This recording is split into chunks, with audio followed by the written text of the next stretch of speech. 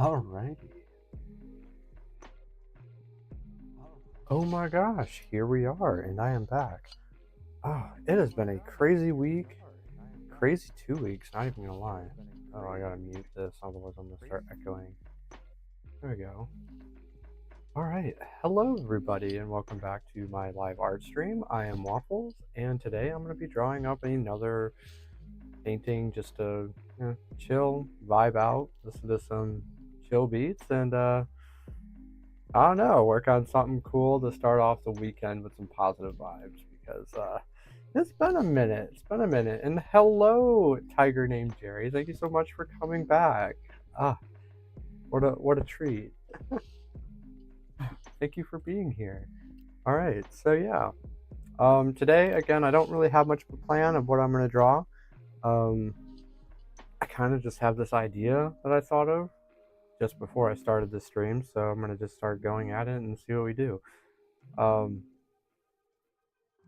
mean, that's pretty much it. It's been 2 weeks since my last stream. I didn't stream for the 4th because I was traveling.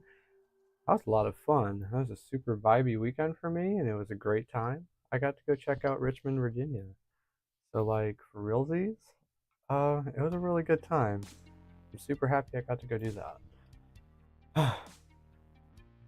That's actually what brings forth my idea for what I might stream, or what I might be drawing here in a moment. Because it was like, for real, such a vibe, like, such a great time. And oh my goodness, you missed me? No way, nobody misses me.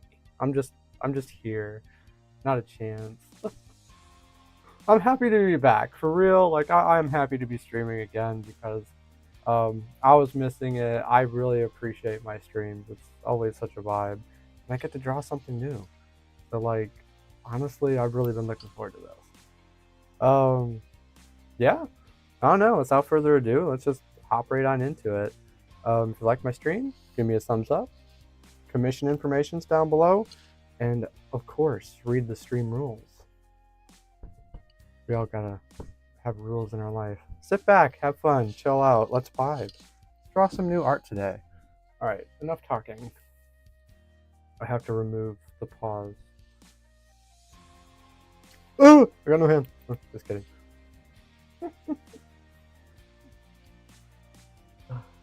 I would totally draw with those paws on if that were like possible. It's really not.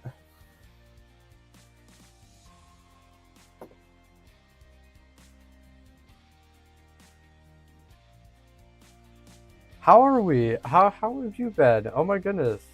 Tiger named Jerry, how have you been? Like, it's been 2 weeks? It's been a vibe? Like, I'd love to hear about how our 4th of July was, at least. Like, for real. Get some chatting going on here. I'm gonna just start getting this ready. I think, personally, to start this one off, I'm going to rotate my canvas. So I gotta change the size here, because what I would like to draw is actually gonna be in more of a wide frame. At least what I'm just coming up with as we go along here. It'd be nice to kind of like draw at a little bit of a different angle. I haven't really drawn too many paintings so far like that. Alright, let's see here. Better reconnect my tablet and my keyboard. And it's easy enough. Sweet. Get my signature back up here. And we are ready to go.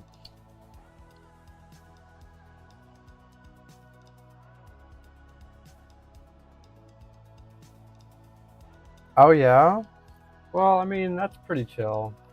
Honestly, it's good to have a good low-key vibe for the 4th. I mean, my 4th wasn't really, it was fun, but it wasn't crazy exciting either. It's not. I didn't actually like step out and go see fireworks or anything.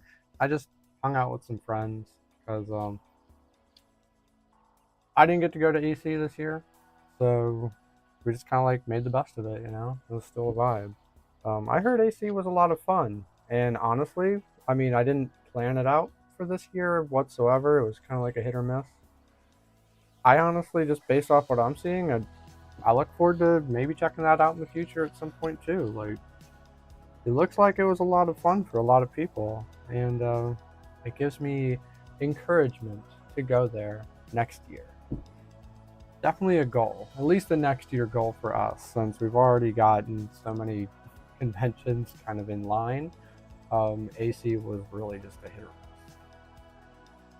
Oh, but man, it was ginormous from what I heard. Sounds like it was a vibe. Hmm. But yeah, my fourth was it was a pretty good vibe. It was really chill. I really enjoyed it. And hello, Dr. Trapezoid. Welcome in. Thank you so much for being here. My goodness, I hope you're doing well. All right, time to get some sketching going on here. I'm gonna turn up my vibes.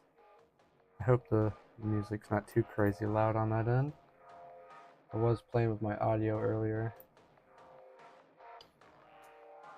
You know, it's kind of interesting to think about AC being like the biggest convention, because so far this year that's going to be the biggest one, but I'm almost convinced that it's the same way every single year. We were actually just talking with a friend recently how like it always kind of moves up the line. Like the biggest convention will start with FWA or A&E or something like that, and then it'll move from that one to the next one in line, which is AC. That'll be the next biggest convention of the year, and then MFF is going to be at the end of the year. So I think we already know that one trumps like all the conventions almost immediately. So that's cool though. It's really cool that these conventions are growing.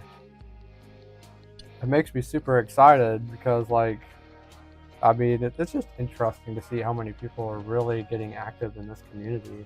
Like, this is such a wonderful vibe.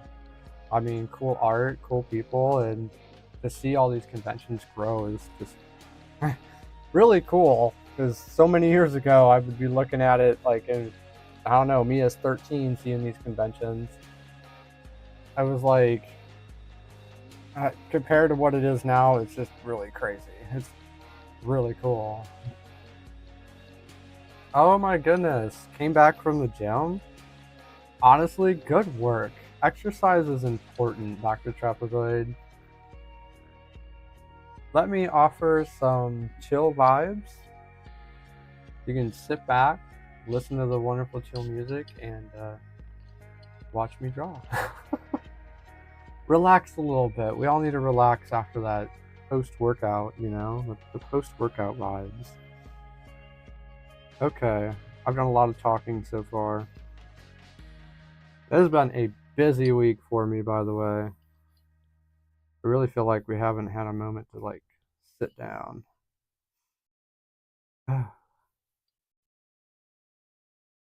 But that is okay.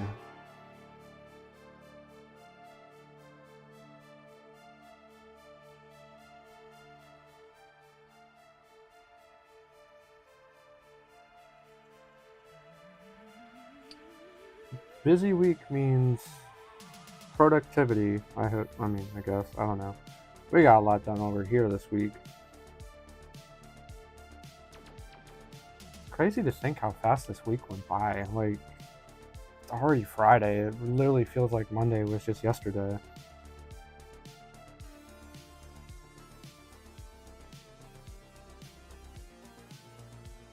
It makes me scared too, because it's like Monday gets here and I'm like, oh my goodness, finally a new week to get stuff done. And then I blink and Friday's here and it's like, what do I do?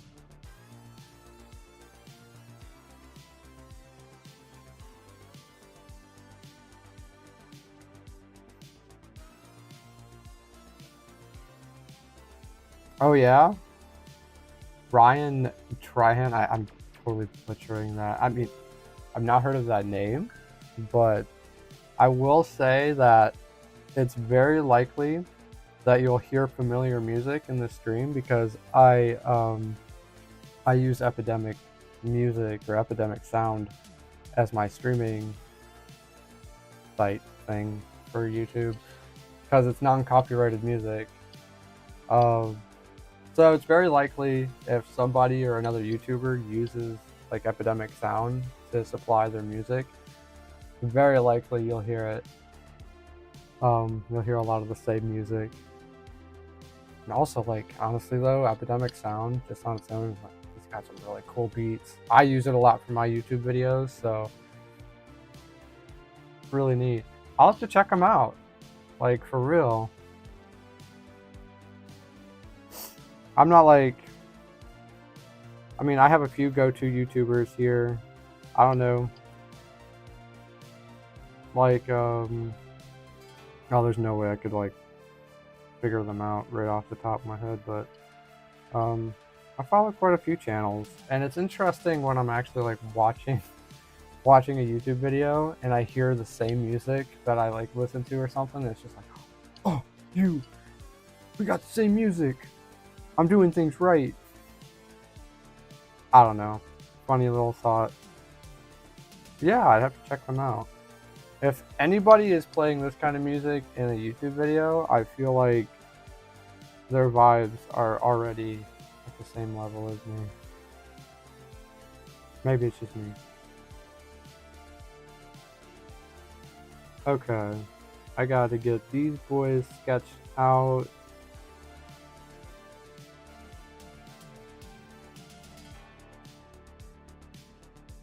I know kind of what angles I want to go for here.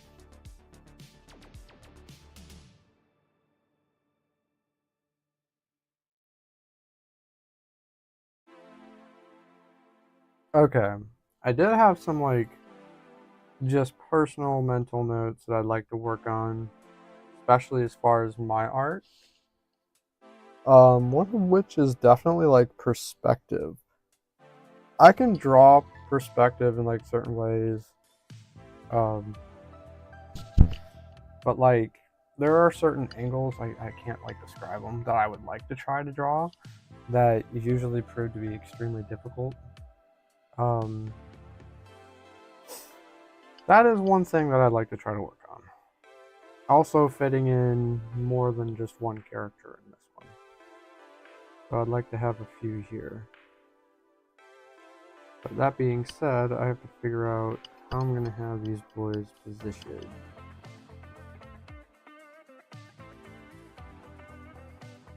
I'm thinking up there, I'm thinking a leg here. I'm like gonna whip this sketch up in probably like 5 minutes. Let's see. Don't start a timer because I'm probably lying.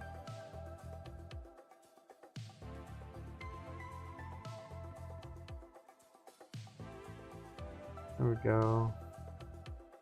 I want to get some good angles here, get some ears there so I can really get this going. I kind of want to see all of these guys in one. I don't want to just see a piece of the face. I want to see all of the face.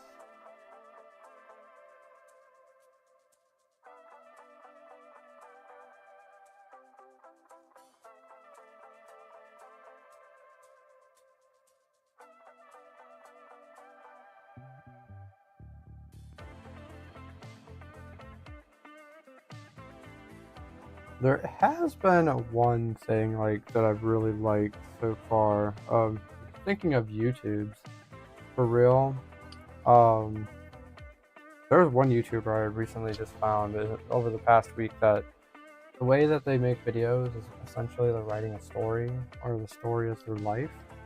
They're super new. I just subscribed. I don't remember the name right off the top of my head, but I really appreciate the way that they do videos, and only because it's like such a vibe. Like it's so peaceful. They seem very like almost like nomads. It's like a really cool vibe to have. They do their own garden. They have their own property out in the woods. Very similar to kind of like the vibes that we really enjoy. And I'm sitting over here in the corner like, why haven't I found this channel sooner? But That's one cool thing I will say I found this week, and it's kind of like been giving me a lot of inspiration for real. I'll have to try to find the channel later.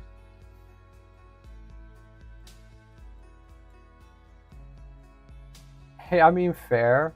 Like, I mean, that's what I don't know. I used to do a lot of the same stuff. So, character designs. I'll be honest. I don't really like design a whole lot of like characters. Like I don't know, saunas, for a better way to say it. I just kind of like draw, and I go for it. So, I don't know. That's kind of how I've always been. It started with just like the single characters and not really worrying about super complicated angles and perspectives. Because, like, I mean, you'll have some people who can draw from like, I don't know, looking down, and it'll kind of look like you're right there looking up at them from the way they're drawing. That's not. It's definitely not how I started. I started super simple and just flat colors and line, and slowly started evolving. A lot of what I do now and how I've kind of like changed personally is I just kind of just draw it, and that has like that's helped me so much with just even what I can do for perspective nowadays. Personally, I just draw it. I don't stop drawing it, and I go from there.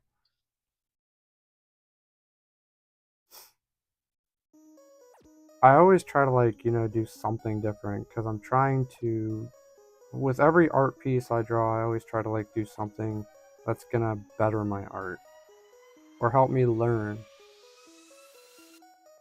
A lot of what I've noticed over the years is I would find myself drawing a lot of the same positions, if not like the same angles and everything. And I mean, repetition is good, but after doing that so many times, kind of got boring. So I started like I upped the difficulty level a little bit, so to speak.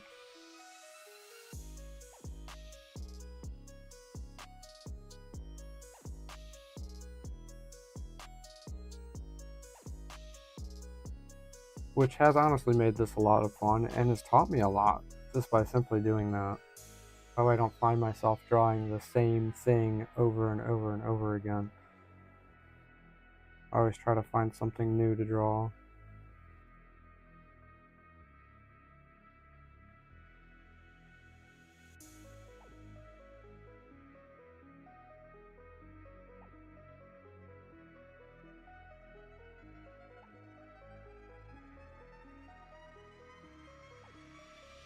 It's funny too thinking about that because when it came to me like drawing entirely, even like when I started sketching out was in high school. I always drew something different and I doodled all over my homework by doing that. Gosh, teachers hated me so much. It was kind of funny. Some of them were very impressed. My algebra teacher, not so impressed.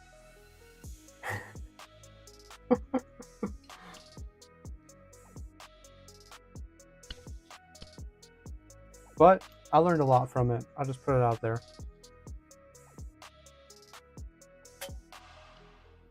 I will say what I'd like to do eventually is move back to more traditional artwork. I mean, I've done paintings. I've I have sketched plenty with pencil and paper, but I have honestly just even the past few years I've been mostly digital artwork, and I think it'd be cool to kind of move back to traditional pencil and paper. I mean, I have painted quite a few times. I got some paintings back there just for giggles, because I would like to try that out a little bit more. Um, but I found myself doing a lot of digital art more lately, only for the sake of like it's easy. I don't have to clean up any paint.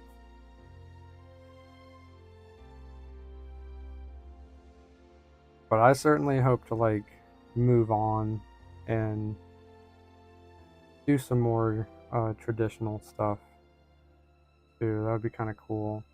I would like to paint the mountains that are right outside. That'd be a really cool vibe.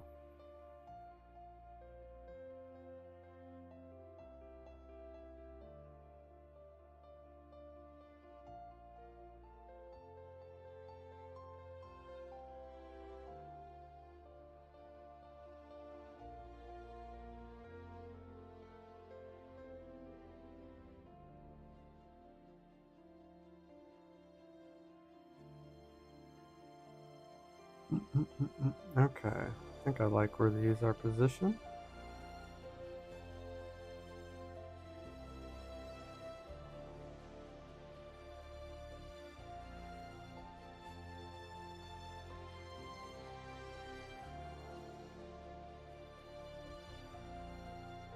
This is the part where, like, I'm sketching this up and I start to wonder, like, I wonder how this is going to look when I'm done.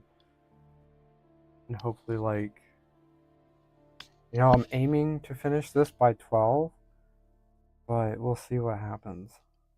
I got a busy weekend ahead of us, too.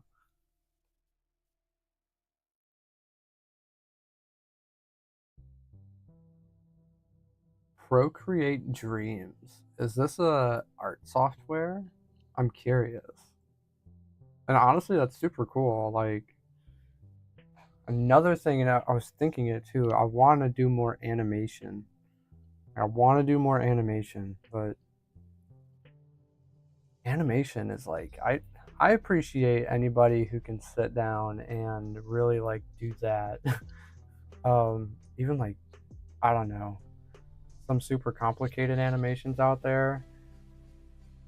I'd be watching videos here and there, and I'd see animations, but you never really truly have an appreciation for watching an animation until you've sat down and like tried to animate.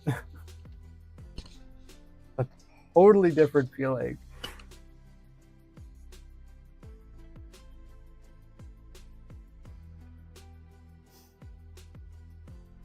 But it's definitely cool. I really do want to do more animation. When I got a moment, of course.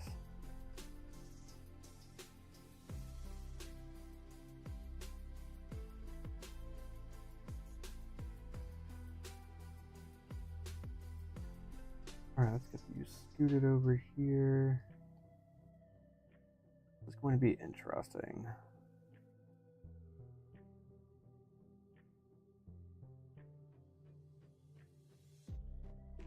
I think I could make this super simple. I don't want to hide too much of the characters. I want them to be into it.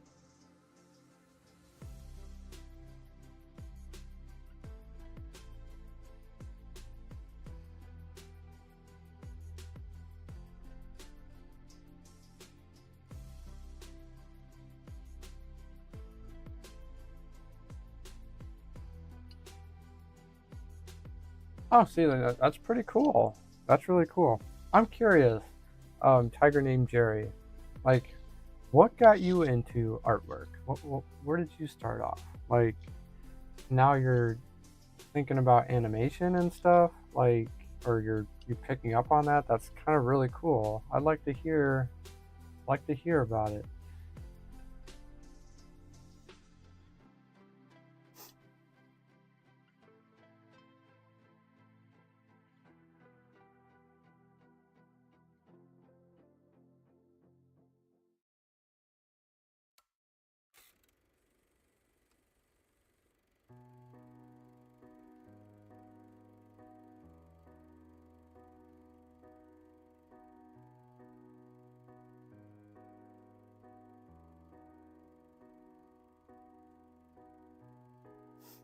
Oh yeah, I mean,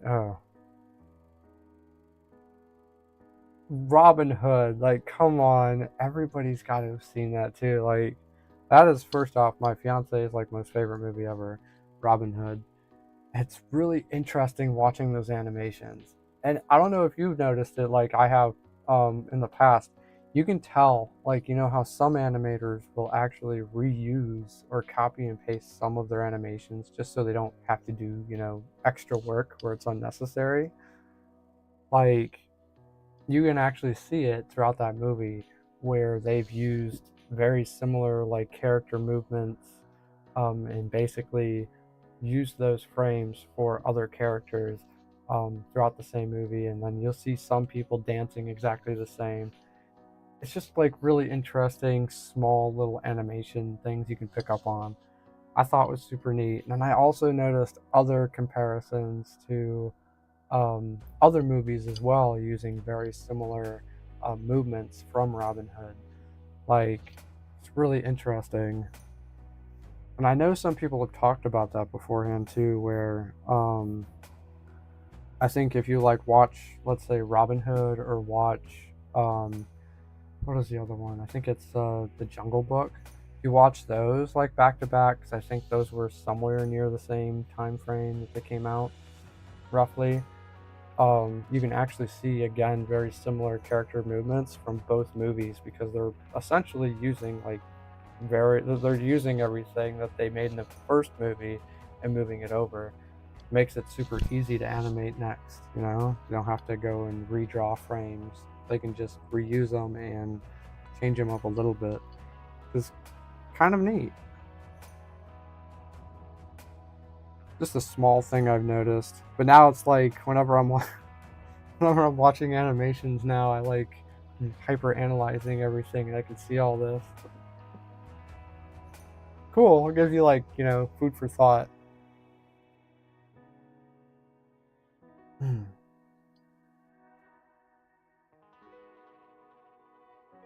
Okay, we got this one. There we go. I can only imagine too, like animating back in the day. Like when those movies came out, all of those were like drawn by hand. And they had to piece all that together. Now we have all this fancy technology, and we don't have to like you don't have to sweat so much.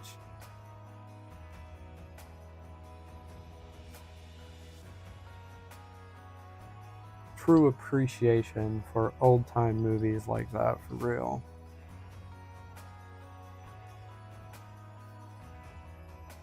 Makes me really happy with how easy some things are nowadays.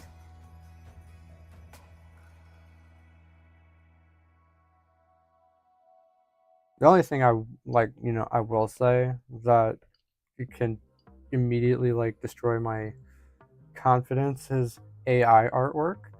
But like, I mean, it doesn't bother me a whole lot, only for the sake of like AI is a really helpful tool in so many ways, and especially for animations and art and stuff, if you're using it correctly.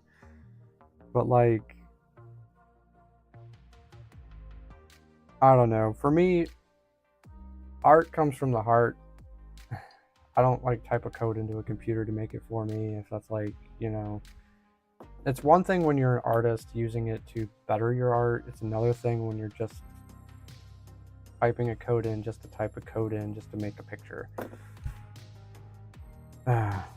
Or like just having it just doesn't feel the same, and everything always gets so wonky. I like it when the art comes from the heart. I feel like that means a lot more.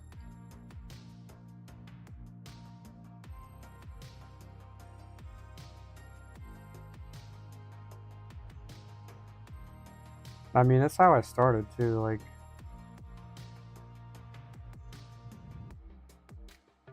I mean, it's interesting to think AI wasn't even a thought that had crossed my mind as far as artwork when I was in high school. I like wasn't even a worry.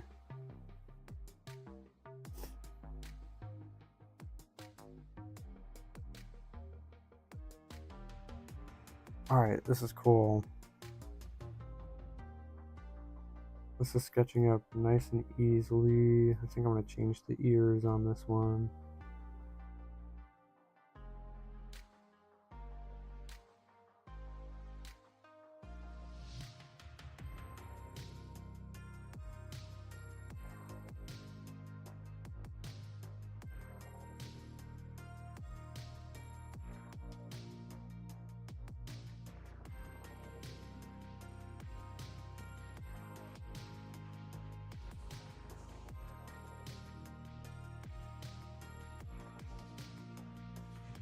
Yeah, no, I'm curious though, like for real. What has gotten us interested in artwork? What has gotten us drawing? Like, how many out there are drawing right now, I wonder? I could tell you right now, like, what got me interested in art. Okay, I can't tell you that exactly. I've been doing this like since I was a wee little thing. So I started with sculpting myself. I never thought I'd actually be drawing with like any sort of digital software out the window, but I never thought I'd actually like enjoy pencil and paper or any sort of like cartooning. In fact, I hated the idea of using a pencil and paper when I was like 9.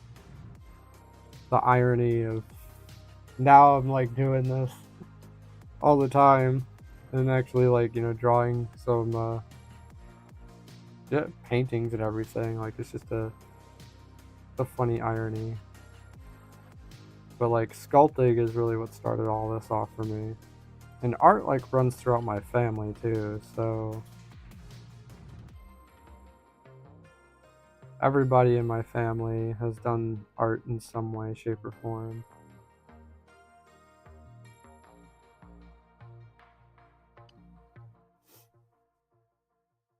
I'm like probably one of the only people, aside from I think one person that I think does graphic design in my family, but I'm like probably one of the only others that actually draw using a tablet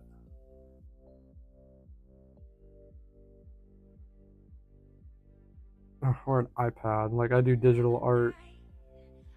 My brothers and sisters, like they're all traditional artists. Although I will say right now that half of them probably haven't picked up their pencil or paintbrush in probably 10 years. So I'm like the only one really keeping this going here. Not complaining whatsoever. It is always a vibe.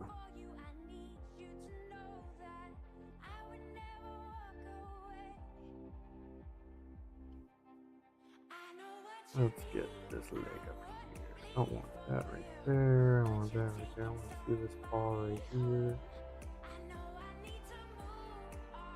Perspective. I'm doing that perspective thing right now. I'm only doing a light version of it though.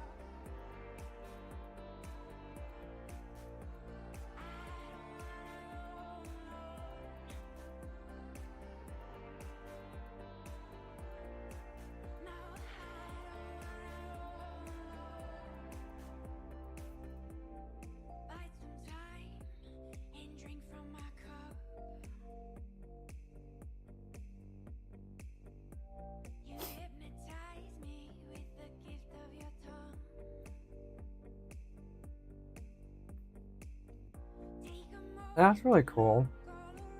Like, I mean, I feel like a lot of artists, especially like anybody out there, can relate.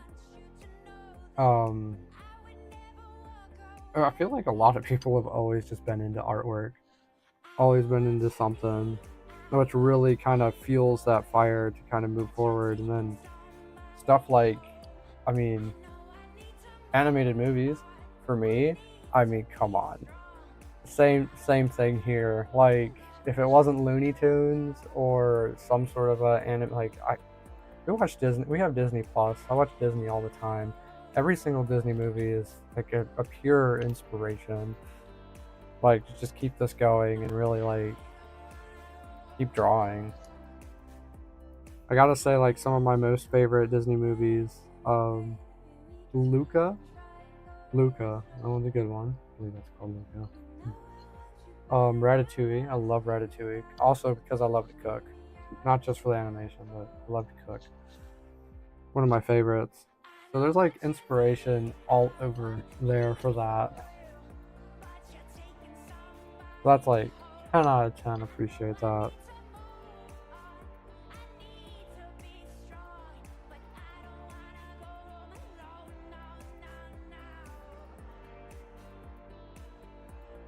There were like a few artists too that kind of like really hit it off for me.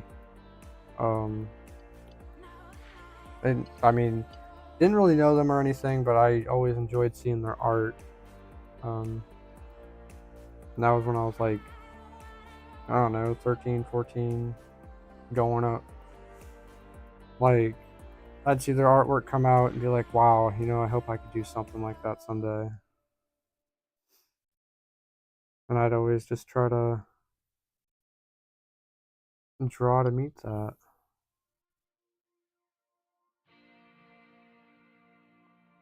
Let's see if I can't get this down right.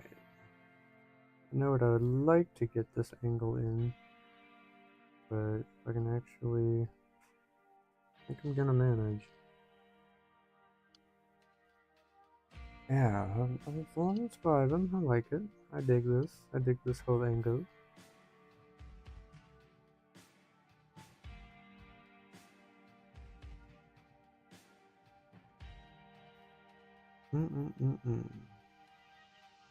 Perfect.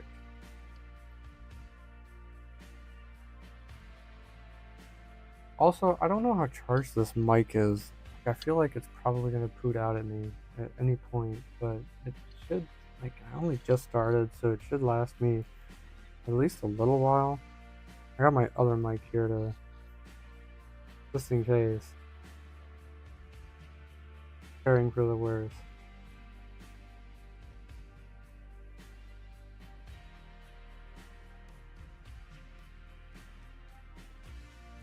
Alright, we gotta fix this. Wait.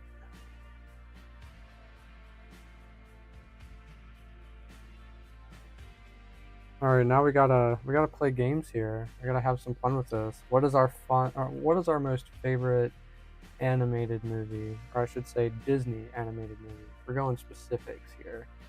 Like producers and whatnot. What is our favorite Disney movie?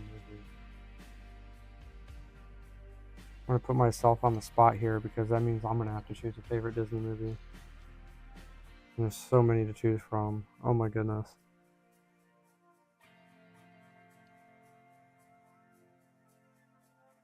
As I draw.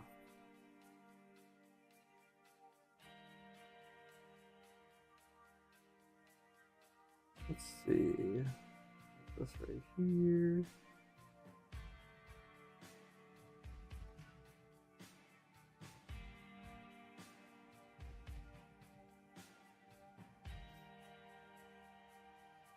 I'm gonna scoot this character over.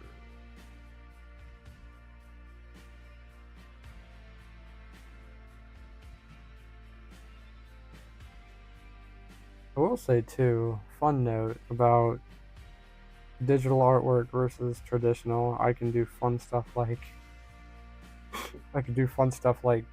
select or circle the whole piece I want to move and not have to like erase. It's such a cheat when it comes to artwork, but like, man, that is such a nice luxury to not have to go back and erase. I can just angle it and fix it right here.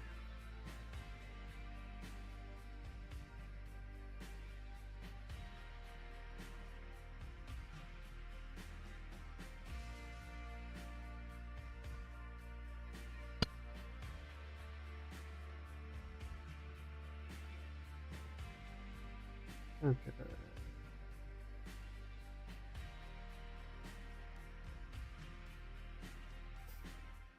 Okay, Lion King though, respect. Because, all right, Lion King is ah, so many people I know love that movie. Like that's by far their most favorite.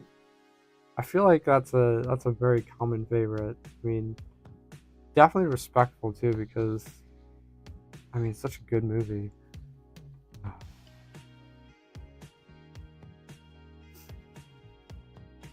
I mean, I almost want to say that's another movie that also is an inspiration as well because it's just like it's really cool.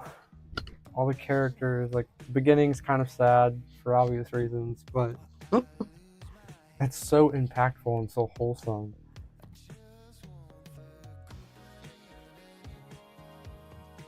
That's interesting too because like I remember watching like a Lion King so long ago, and how many different kinds of Lion King that they've came out with since is also very interesting. If I had to pick if I had to pick from just like what kind of Lion King's movies that I love, it's not like the original one. I like Lion King 1.5. Pretty sure it's 1.5. Yeah, that was like so cool. Where Simba gets to go meet like Timon and what is his name? Pumbaa. I can't remember names to save my life. Ah, Pumbaa. That's his name. Oh my goodness. Great movie for real. Also made me laugh a lot, so that was like a good one. But honestly, based like Lion King, that's hardcore. That one hits deep. I'm trying to like select what my most favorite movie would be. Like going over all the options in my brain right now. I don't know if I could pick a favorite right away. I'm gonna give it a minute.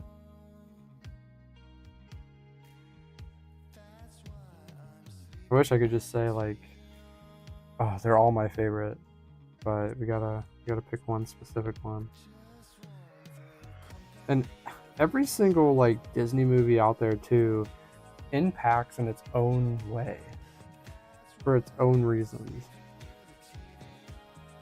So that makes it even more challenging. Like Wall-E, for example, going into space and a robot learning emotions.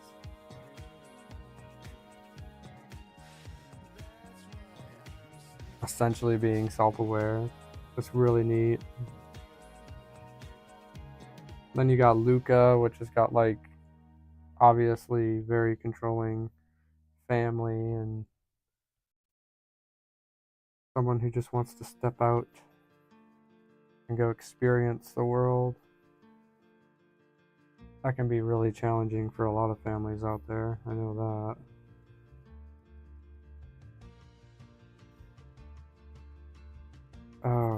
Ratatouille was like one of my all time, I remember watching that one. I was like in Jeepers.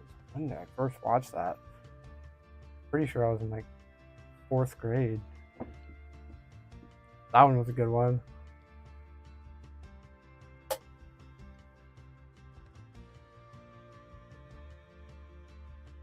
Goodness.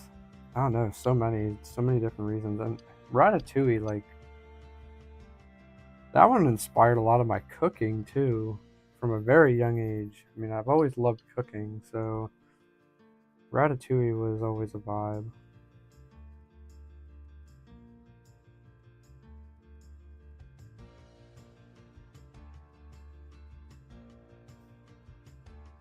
What other good ones out there that I can just think of right off the top of my head? Toy Story was interesting too. Like that one was always a go-to growing up.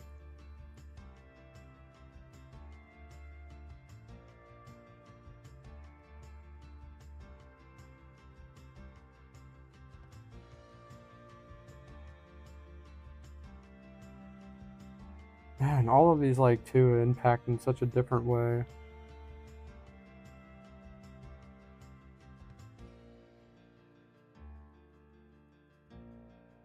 And there's a lot of like I want to say like my most favorite parts about especially even just Disney movies alone is probably going to be the fact that they always drop hints throughout their movies, like um, the iconic what is it, rocket ship vehicle from Toy Story that you almost see in like every single Disney movie now. Like that's super cool. But like there's other like tiny hints too that you'll see, like hints to new movies, and that's always really neat. So it's kind of like your Easter egg hunting in every single movie.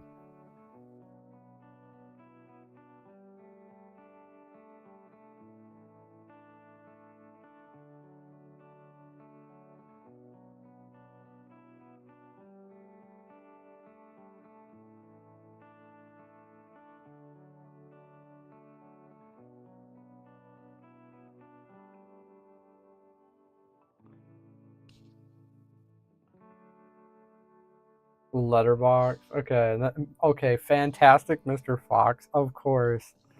I would expect nothing less. We actually just watched that recently too. That's a good movie.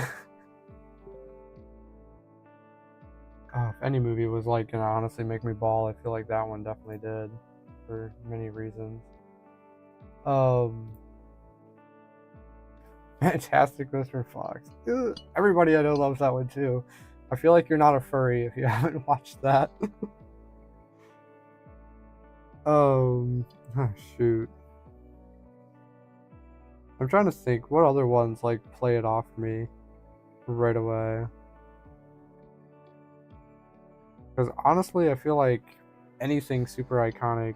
If I had to like try to think of movies that I watched when I was super young too, not a whole lot of them ring a bell. Like we got Toy Story. There were some like other movies. Like I don't think they were Disney movies. Like Indian in the Cabinet. That one was an interesting movie.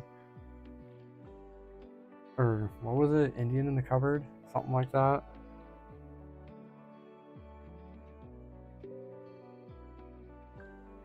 That one was such a vibe. But I can't talk about that. I don't think that's a Disney movie. I gotta only think about Disney movies.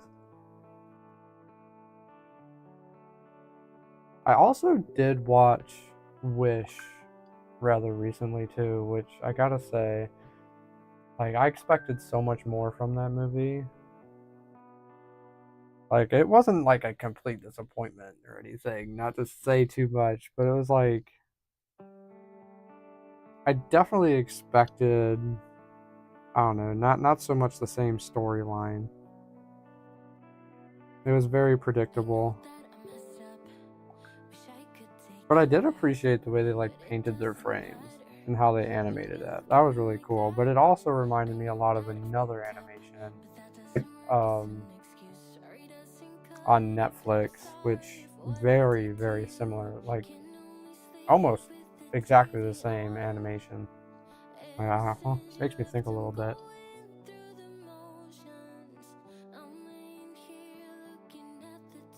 I will say what my favorite part about like watching the Wish movie was when she was like running through the woods singing, and the mushrooms by the trees were singing with her. That was really funny. I liked that one. Other than that, the rest of the movie, no, they really should have went somewhere else with that. It was also extremely short. At least I thought it was anyway.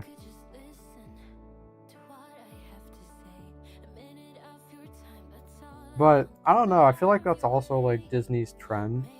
They'll produce some like okay movies once or twice, and those will kind of just be the in between movies up until they release a really good one.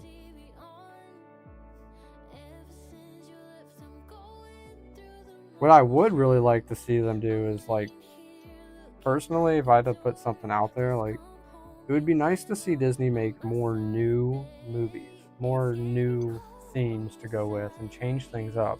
Because all I feel like I'm really seeing nowadays is a lot of remakes of the same story, of the same movie. We're just adding a little bit more animation to it, or we're just making it look realistic. It's the same storyline, so we already know how it ends. That's like, to me, I mean, it's cool to see something animated or made something different, but when you already know the plot, it's kind of like, eh. I lose interest really fast. I like something that's going to draw my attention in. Although I do appreciate some of the orchestra that they put into some of those movies. That's really nice. Yeah, got good music. Music makes a movie too.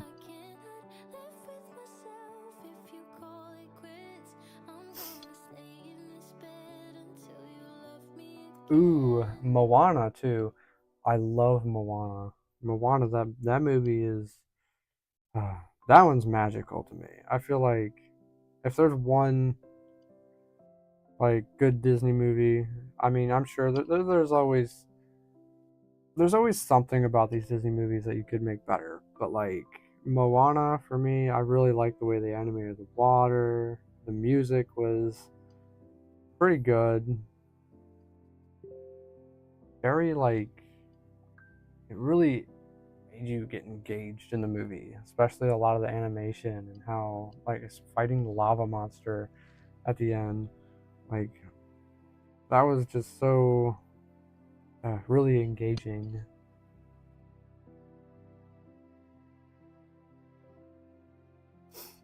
That one was a good movie. Would I say that's my favorite? No, I don't think I'd say that's my favorite.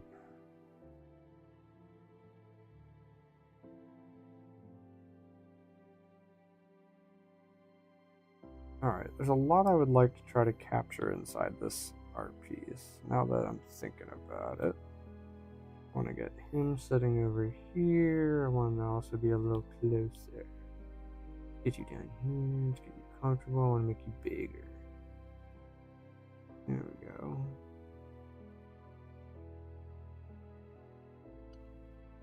That's cozy.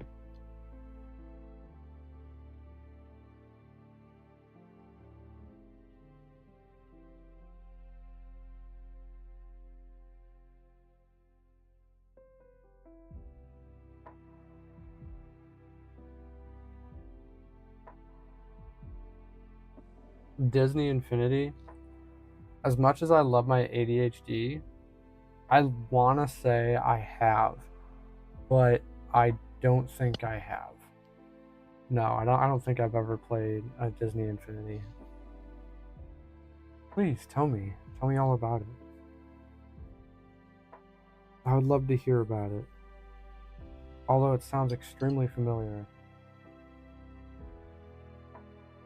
And I'll have to put this out there too. Like I'm the worst with remembering names and the worst with like remembering certain movies or anything. Like I can tell you if I've watched a movie, if I see a picture of it. But if you try to like get me to name names or actors in it, I'm probably gonna be like, I have no idea what you're talking about. My brain works in funny ways.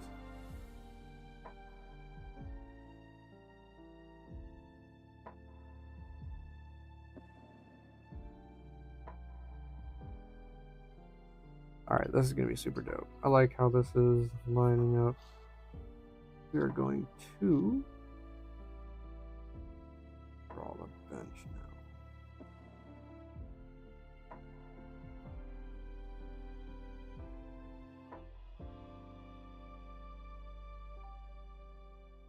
There we go.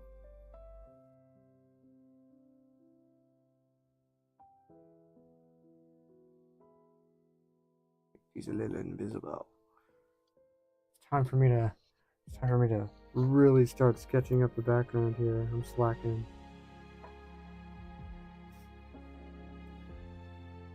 I don't know. As I sit here and think, it's like funny when I actually like start thinking about what Disney movies I really enjoy, because I don't know. At any given moment, I probably could think about that, but when I'm like put on the spot, it's like oh, immediately draws a blank. Never know what to think about.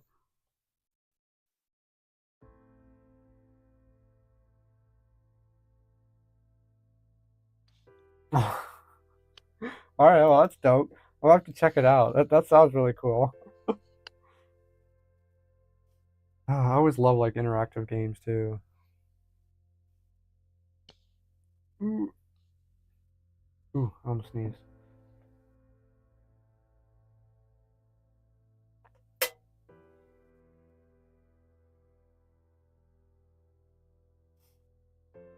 Yeah, I don't know. I have no idea. I think that really much. I think those are like some of the top movies that I have.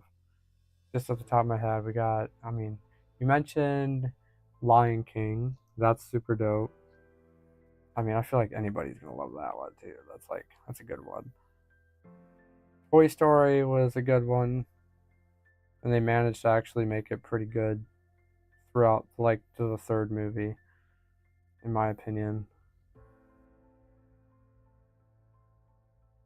Toy Story was dope. Moana was pretty dope. Ratatouille was really up there for me. Like, I'm still thinking over my movie options here, but like, Ratatouille was really a good one because that one, like, I mean, cooking. I love cooking, and it's everything all in one. It's like cooking is its own art as much as they animated it, and it like really hit it off for inspiration for food for me. So I really appreciate it in that regard.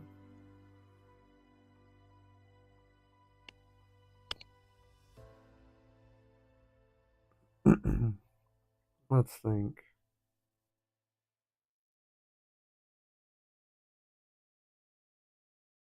Yeah, honestly, I feel like that's pretty much right at the top of the scale of my brain. I have to think of new pull the list now. I have to think of more Disney movies before I can just pick a favorite.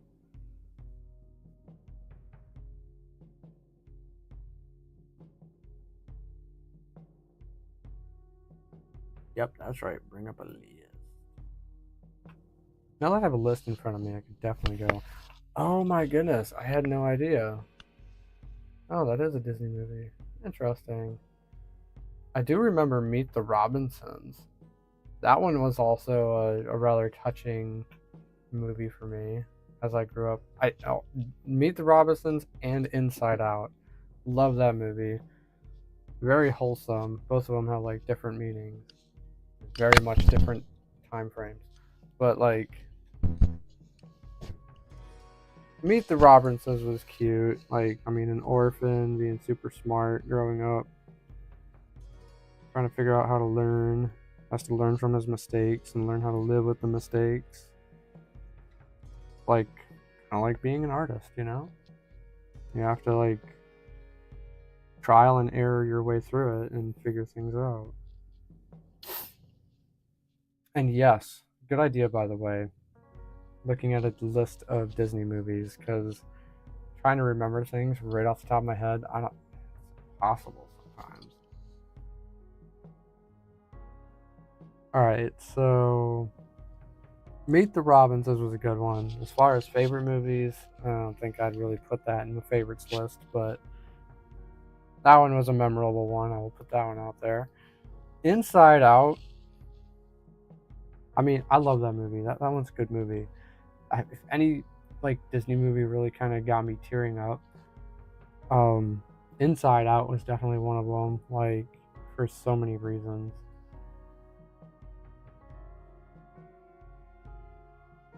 It's been like almost a challenge to watch Disney movies lately because some of them really just hit you right where it hurts. It's like, bam! It doesn't even warm you. It's just like, all right, get ready for an emotional, traumatic remembrance.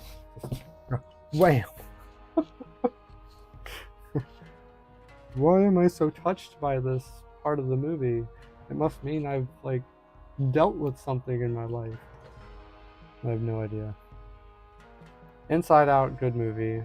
Bing Bong, and I was just about to say that. Bing Bong, that was so sad. Like I didn't want him to go. I was like, no, no, Bing Bong, come back. I feel like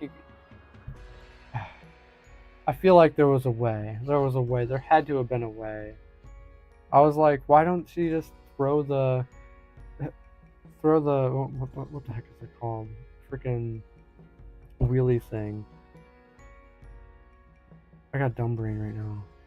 Why didn't she just throw it back down there? But it broke as she got to the top, so she couldn't. So there was like no physical way for Bing Bong to survive.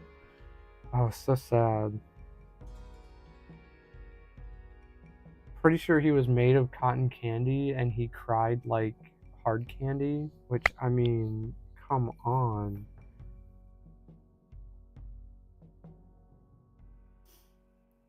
Ah, yeah, that was a rough one. But it's kind of like, accepting as you move forward. Oh no. I'm dying over here. Okay, take her to the moon for me. Come on, that's just too much. That's too much. Oh, listen, we gotta. We gotta calm this down just a little bit here. That's the part that, like, if you weren't about to cry, like, that one line just finished it off. It's like icing on the cake. You're gonna start bawling. Ah.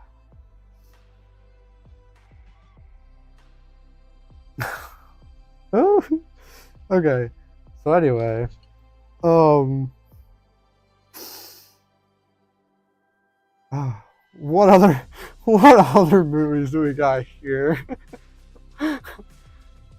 Now that we're thinking about it, I can't comment on any like Marvel movies or anything like that, like Captain America. No, I can't do anything. I know they're on Disney Plus, but it doesn't count.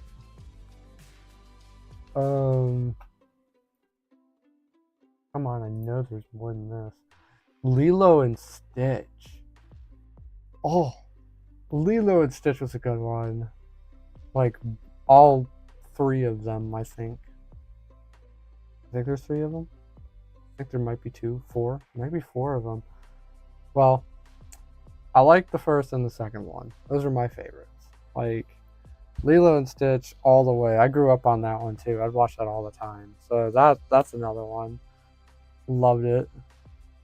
Like respecting something that's just a little bit different than we are. Like there's a lot to learn from that movie. I mean, it's a strange character, strange being that comes from nowhere. Nobody knows what this is. It's just a creature that everybody hates for no reason. But Lilo loves them and wants to take them home and adopt them. I mean, come on, that's awesome. Like she didn't see the ugliness. She didn't see anything like that. She just saw a personality. She saw something that everybody didn't understand and brought them to her own comfort space and, you know, was helping them out. That's really cool. I feel like so many furries could relate to that. I mean, it's like, as a furry, a lot of people don't necessarily understand what this is all about. They just hate something that they don't understand right away. And there's some of them are just afraid of it for no reason, even though it didn't pose any threat. So I feel like, personally, if we have any takeaway from Lilo and Stitch, definitely, like, don't judge that book by its cover vibes. Like, I mean, acceptance, understanding, it's like something we need more of. I feel like there's a lot to take away from that movie too. So definitely a big one for me. What other cool ones are out there? Alright, I gotta hear more from everybody else. I gotta hear more, like, favorite movies here as I draw up this background. This is gonna be a vibe.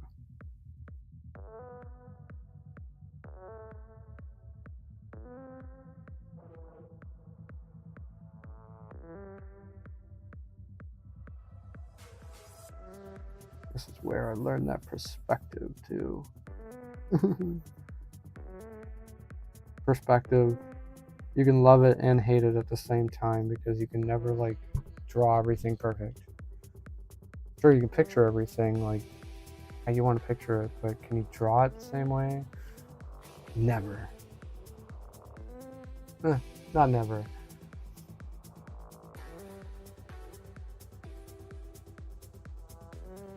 Is Garfield a Disney movie? I feel dumb. I feel like I should know this. I mean, it's showing up. Garfield, that's a Disney movie. I love Garfield. I love lasagna. I literally just made eggplant lasagna the other day, and it was out of this world delicious. Like, first off, I did not expect it to turn out as good as it did. It came out fabulous. All vegetable, mostly, aside from the cheese. That was pretty good. Other than that, like, it was just, mwah, that was out there. Like, Garfield's got me loving lasagna. Okay, it's been real. Thank you so much for joining into my stream, Jerry. I'm just gonna call you Jerry. by all means, check in whenever you feel like it. I'll be here vibing. Thank you so much for popping in so far. Where was I? Oh yeah, okay.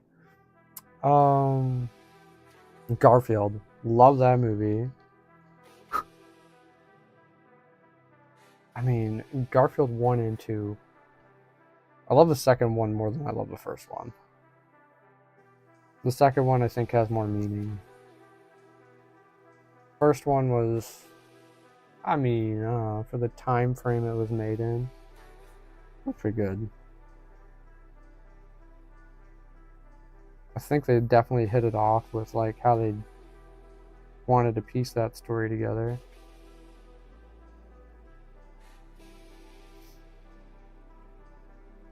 I gotta continue going over my wonderful list of movies here.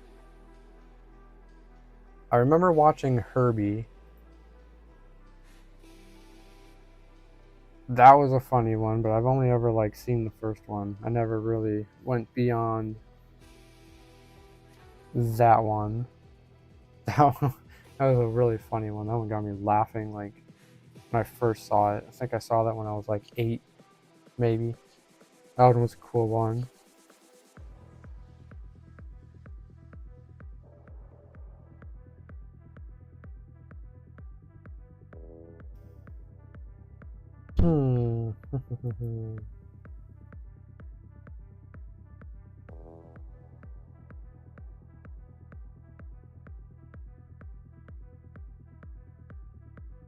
I don't know. That's pretty much all I can really think of right away. Like I'm not seeing anything that really stands out outside of animated movies.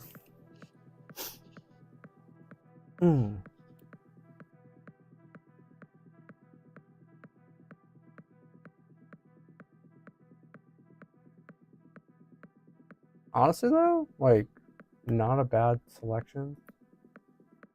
I mean, a lot of the films that were animated by Disney were pretty cool.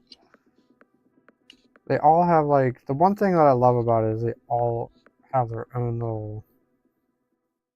little story to share, their own little educational factors. Some of them, now there's one Disney movie out there I did not like at all. I can't remember right away what the name is because I chose to forget it. I was like, I don't like this movie so bad, I'm not gonna watch it. But it's a new one. It's a new one that everybody swore by, but like, it's just so horrible to me. I don't like it at all. The music was bad. The plot was bad. There was like no, in my opinion, there was nothing to learn from the movie. It was just like, I'm not really sure what the movie was trying to tell you, other than like just how fast paced it was. It kind of made no sense. I can't remember what it was. I see it in a list here. I'm definitely gonna point it out though.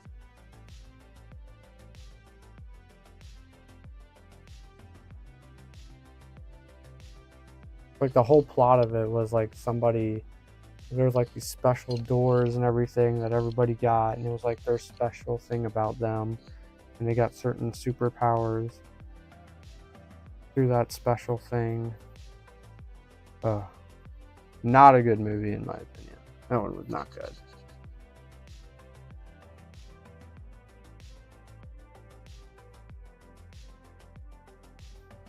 If I can remember that one, I will definitely point it out. I do not see it in the list here. That's so bad that they couldn't even put it up here. They knew they did a bad job.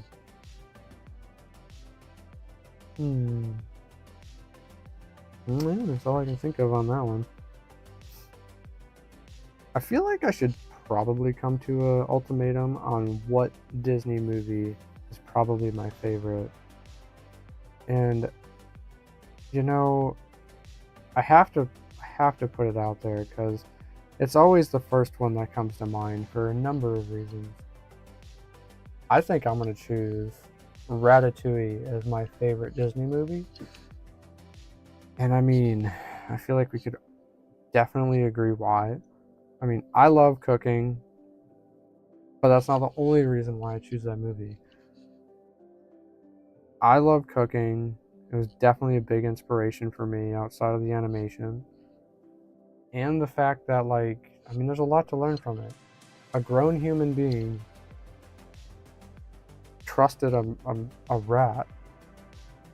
I mean, come on, something that's nobody would ever like do, and saved him from death in the movie, basically. So, like, I mean, that's really cool. There's a lot to go from that. Like, don't judge something because or somebody of who they are, what they, how big they are. Don't judge a mind. Don't judge brilliance based off, different minds, different shapes. In this instance, a rat. Rats can't cook. Well, they could in that movie.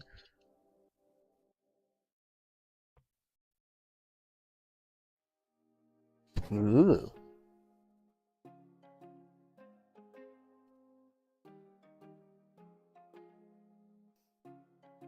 That was really funky.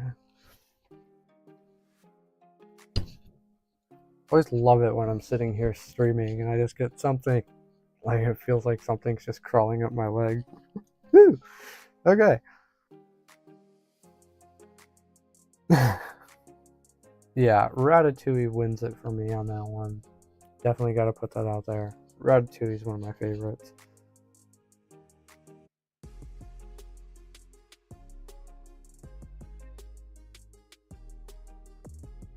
I think I could probably start sketching the characters out now. It's only 9:16. I love these streams because not only do I get to just talk and do whatever, but, like, I get to sit here, draw something cool, and, like, really just kind of vent out and just vibe out.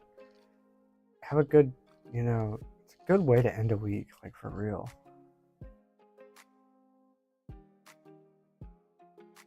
It's so much fun. And plus, I get to sit here and just rant on for like 5 hours and vibe to some music. Like, this is super chill.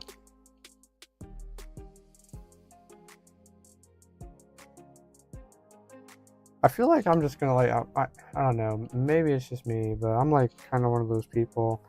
I'll find enjoyment in, like, the worst of situations. Is that a good thing? I mean, I'm not, I don't know. You take what you want from it, because I've heard negative, like, opinions about that kind of personality. But, like, I'm happy. I like being who I am. I choose to see the light where, sometimes all there is darkness.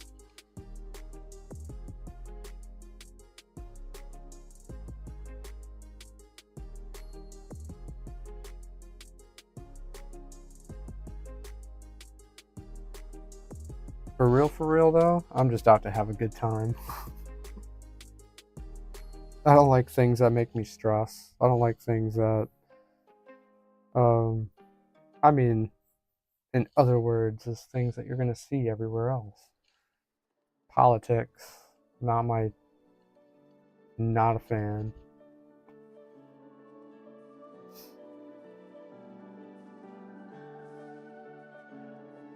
Even though it's, important, still not a fan. I think it's kind of boring. Maybe that's just me.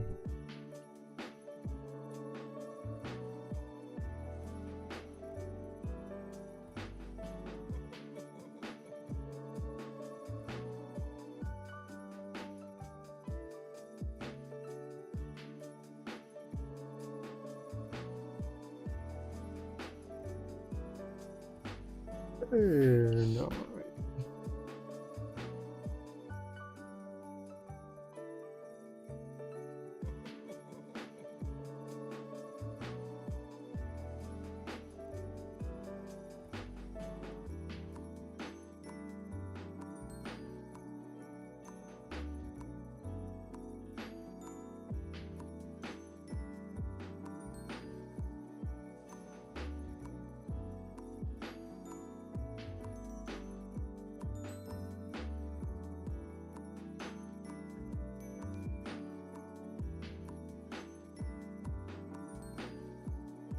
That's simple enough.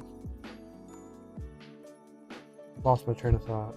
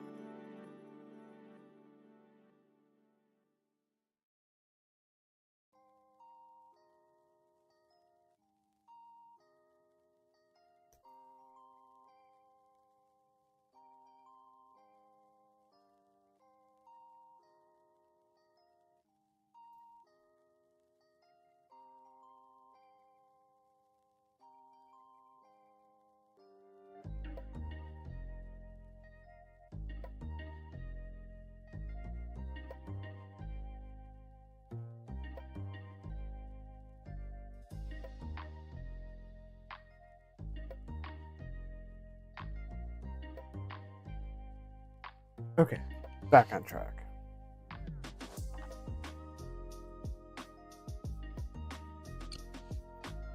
This sketched up pretty easily.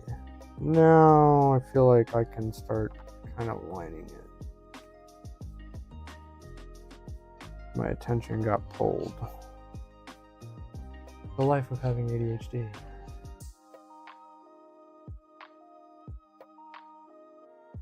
Not entirely accurate, but we're gonna kind of do it like this.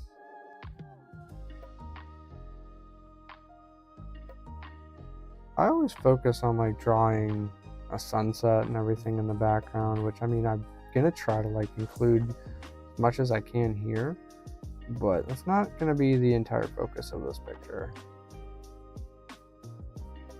I say picture, I should say painting, digital illustration, something, whatever you want to call this. Furry artwork. Fuzzies.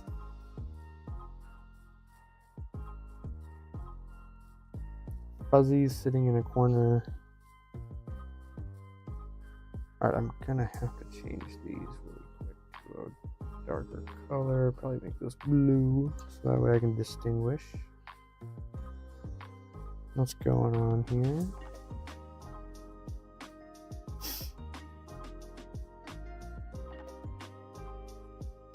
Alright, I'm gonna need my other paw for this one. Maybe, if I'm connected. Yep, okay, there we go. Much better. This is where I like really start to appreciate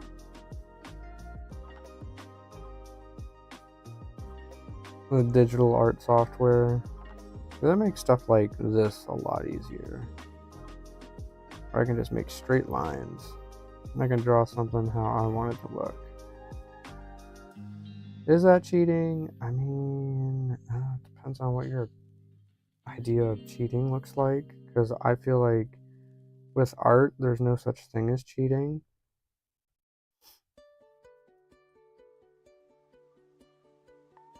Because art is made in so many different ways.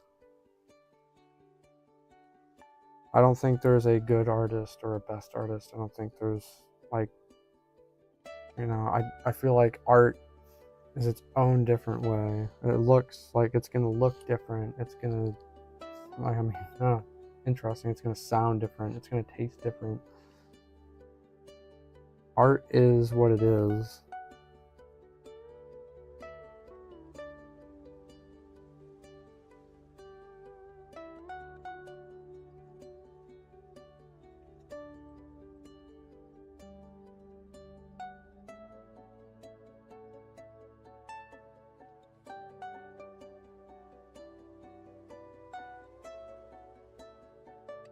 Yeah, let's got that going on here. That's better.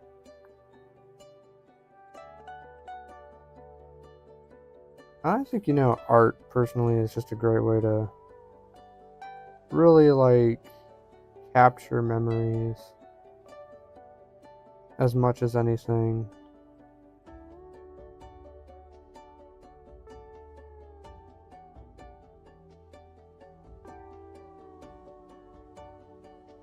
I mean, sure, you could have like a computer generate art for you, or you could like actually put some heart into it.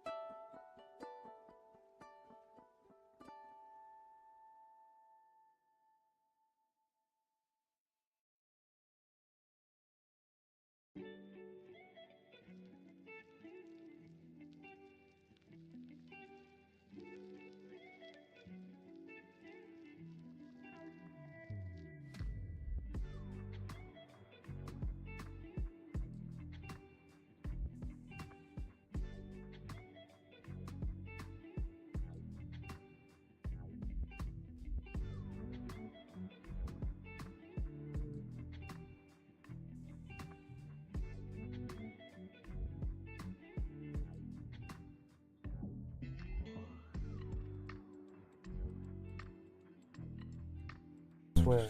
Is it working now? I could have sworn that one had much more life in it. I knew it was gonna go though. I do this to myself. I wanted to squeeze every last ounce of mic battery I had left out of this one before I put it on the charger. Hello everybody. Welcome in, Baha. Oh my gosh, so happy to have you. Welcome in, Myron.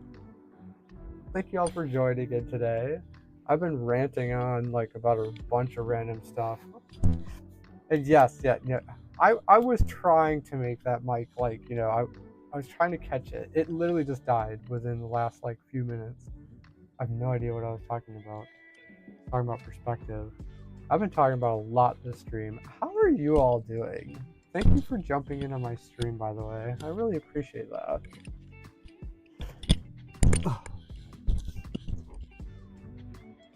I hope you all had a you gotta tell me, this is my first stream since AC. How did your AC go? My goodness, give me the deets. Let's spill the tea. Tell me about this experience.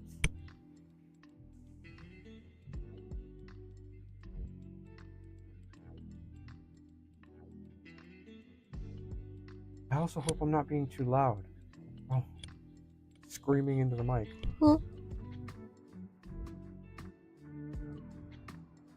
I'll just sit here and drink the tea.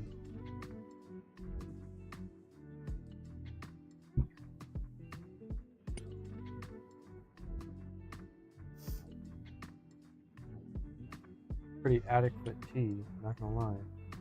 Also, I must share, you gotta love these mugs. This is really cool. Look at that. We're styling over here. Reminds me of my friend.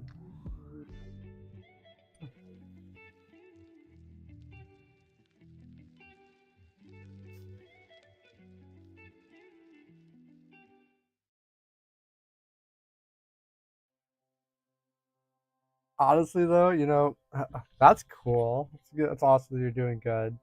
Cleaning your suit, you already have more on me than anything. That boy needs to get washed up there. I shouldn't admit it. I don't think I've really ever washed. Well, I did kind of lightly wash it once upon a time. But Waffle Boy up there definitely needs to take a bath. I'm like, I'm 10 out of 10 lazy on that one. I have not had the time to sit there and soak it. I also have like crazy anxiety on like washing my fursuit myself for the first time. I've washed the paws like 1,000 times, but like the whole head, I'm literally you. I'm literally just like, oh, so much anxiety on that for real. We'll get around to it eventually. I smell like cinnamon. I smell like cinnamon. It's okay.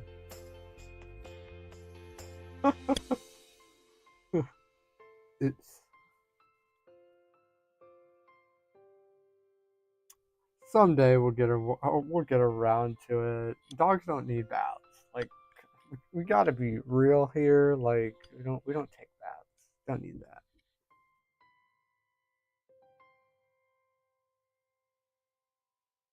And I heard that AC was a wonderful time for a lot of people. I did see like some of like footage from the raves and the dances there. Like, whoa, like 10 out of 10. I'm jelly. I really wish I could have gone, but like AC sounds like it was super dope. I'm getting distracted here. I gotta do more drawing and less talking. Oh wait, I gotta get rid of this paw. Here we go. I can draw and talk at the same time.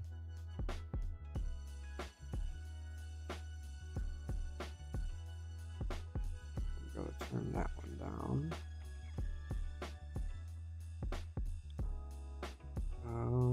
I hope I'm not overcomplicating this design here for that.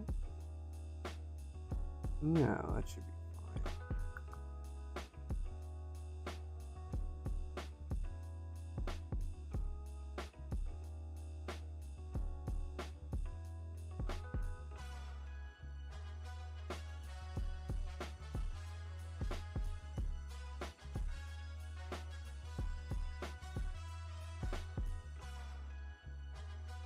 Green machine, a lot of people have talked about the green machines. That actually sounds pretty ingenious, like it sanitizes everything without really not doing a whole lot. Like that's actually really smart. You broke your head? Okay, we need to start spilling the tea. What'd you do to your head? What's going on here? Did the green machine turn it green? I've heard that one before. Obviously can't happen, but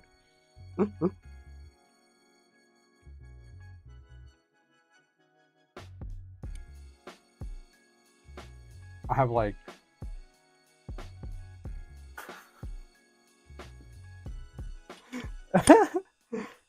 okay, fair enough. Quarter turned. Wait, I don't know. Is that what they say in court? Quarter turn. Slamming the hammer. Fair enough. I have like I manhandle my fursuit head all the time. Like I try to be careful. But like I should be more careful moving around with them than I really am sometimes. But like I'm so afraid of like I want to say if I had to pick anything that I'm most afraid of, just off the entire suit, I'm afraid of the eyeballs. Like, okay, well we're on the same page. You punctured your eyeball? What did you do? Oh no! My anxiety just came to a reality. Oh no! Well, that should be an easy fix, right? Fursuit Maker's really good. She'll like fix that right up, I'm sure, no problem. That's not bad. That's 10 out of 10 though. That's like one of my biggest fears with my fursuit head is accidentally puncturing the eyeball or it popping out, but it's indestructible. Like, very quality. My most favorite part. I have not yet had a big issue. I thought honestly like the ears would be a big issue for me too. Like I thought I was gonna accidentally pull an ear off or something. Waffles up there is built to last, for sure. Most favorite part about Waffles is I can put them in a suitcase and they won't get crushed or anything. Like they're made for shipping. That's so cool. That's like so cool. Cause me, I'm a klutz. Like things are bound to break at some point with me. I mean, I already cracked my phone. Look, it's just terrible. I dropped my phone ever so perfectly on a rock the other day. Technically last week. That's all cracked, all shattered. I don't know how well you can see it. Boom. There it is, right there. Look at that. Oh, it looks horrifying. Such a shame. And of course, my screen protector didn't work because I dropped my phone so perfectly that it landed right on the corner, right where the screen protector wasn't, and it cracked it all the way up. This is the luck of Waffles. Okay. Oh yeah. No. Wait a minute. So our first suit maker was an AC. Yeah. That's like, how convenient. Like she's there. She can fix that. Like, that's awesome. I mean, at least she was there. Like what a relief for real. Like, was she able to like? Was she able to fix it right there, or do you have to send it in and have her fix it at home or something? Did she have the tools to actually like fix it right there?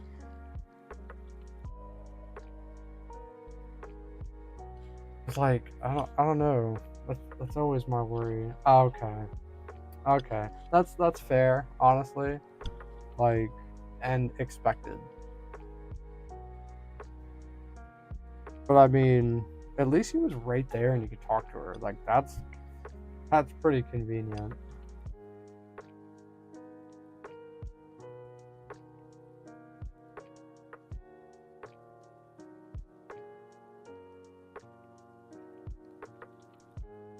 I gotta hit them up sometime here really soon too, because there's a couple things I want for Waffles.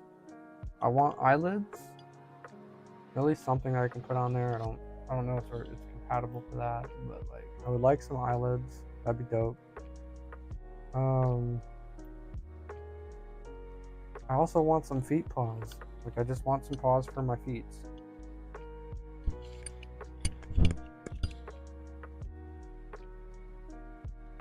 Yo. I mean, dang, that's got to be a good thing though. Like she had all that business. Her stand was that's really cool. I mean, maybe not so much the stressing part. I can understand where that comes from. But like, that's like so cool. I mean, yo, that is so cool. That's awesome. 13, like selling all of that on your like first day. That's awesome. Yo, congrats to her. Like, wow, that's so cool. Like 10 out of 10, that's awesome.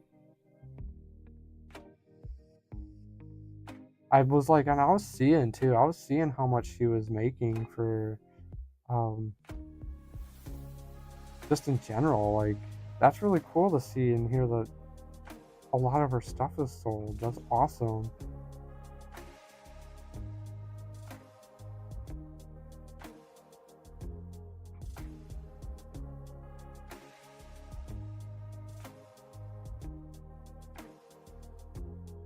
Well, welcome in, Victoria. Tongue twister. I'm sorry, I'm not trying to butcher your name like I butcher everybody else's. Welcome to my stream. Oh my gosh, so happy to have you. Thank you for dropping in. Yeah, honestly though, Baha, like that's awesome to hear. That's really awesome. Like sometimes you really don't hear that kind of good news when it comes to some suit makers. Like the fact that she sold that many, or at least did really good that day, that's awesome. Good for them, like for real. That can be a challenge nowadays.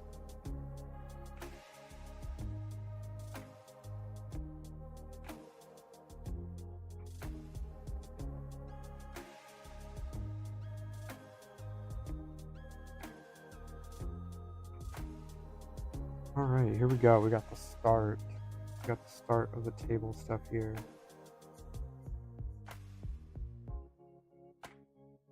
All right, I got a lot to do here. I got a lot that I got to do here. Let's see. I've never drawn one. I know what I'd like to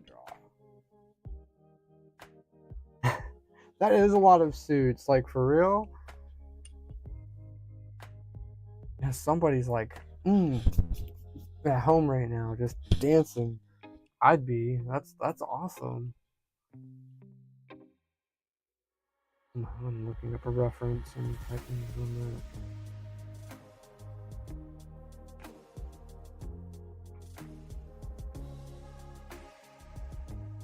There we go. Perfect. Exact same one that I got. All right. Here we go.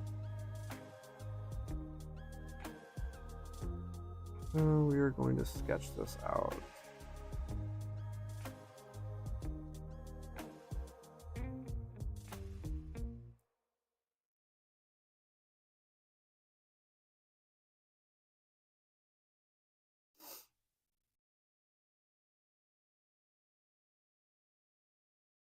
Did I reach the end of my music?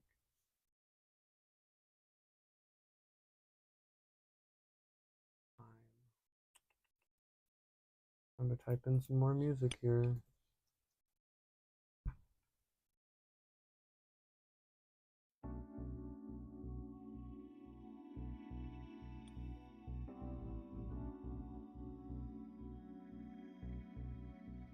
Let's check this out.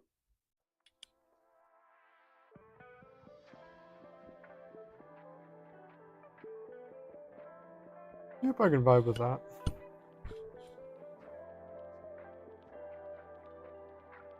Oh, was it really? I wish I could have seen it. Like, I know it was ginormous. I know that's one thing. Like, I know the dealer's den at AC is probably significantly bigger than at FWA.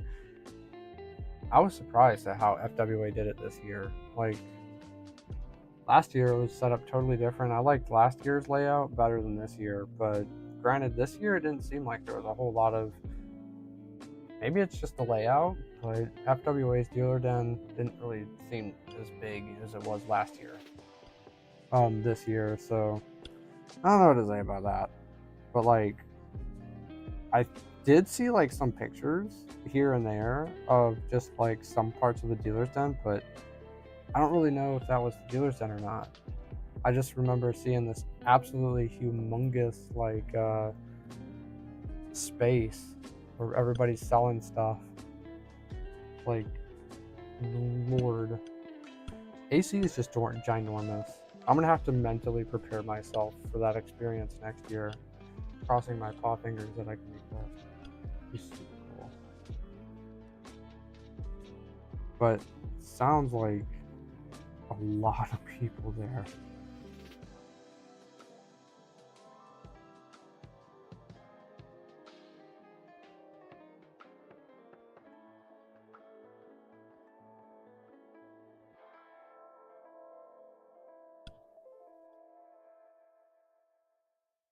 You know, dealer dens at like conventions or regular furry conventions, Notorious. I can't. Hope I'm saying the name right. I can't like. I don't know if you've been to any like big conventions or how many furry conventions you've ever been to, but like, um, they're absolutely humongous when it comes to bigger conventions like FWA, AC, MFF, like those like dealers dens, like you don't know what to get because you're going in there and they're everywhere. There's so much cool stuff, so many really cool artists. It's awesome. Like, that's my most favorite part about conventions, really. Aside from the raves, I love raves. I'm a raver. But like, dealer's den is always super cool in all of those.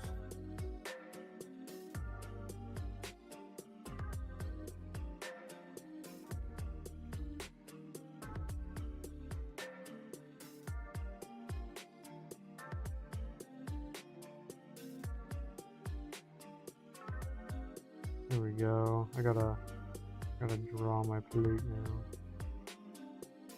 I got a lot of work to do on this. I'm already at 9. Oh, it's almost 10 o'clock. Oh my goodness. There we go. Put that over there. That looks about right.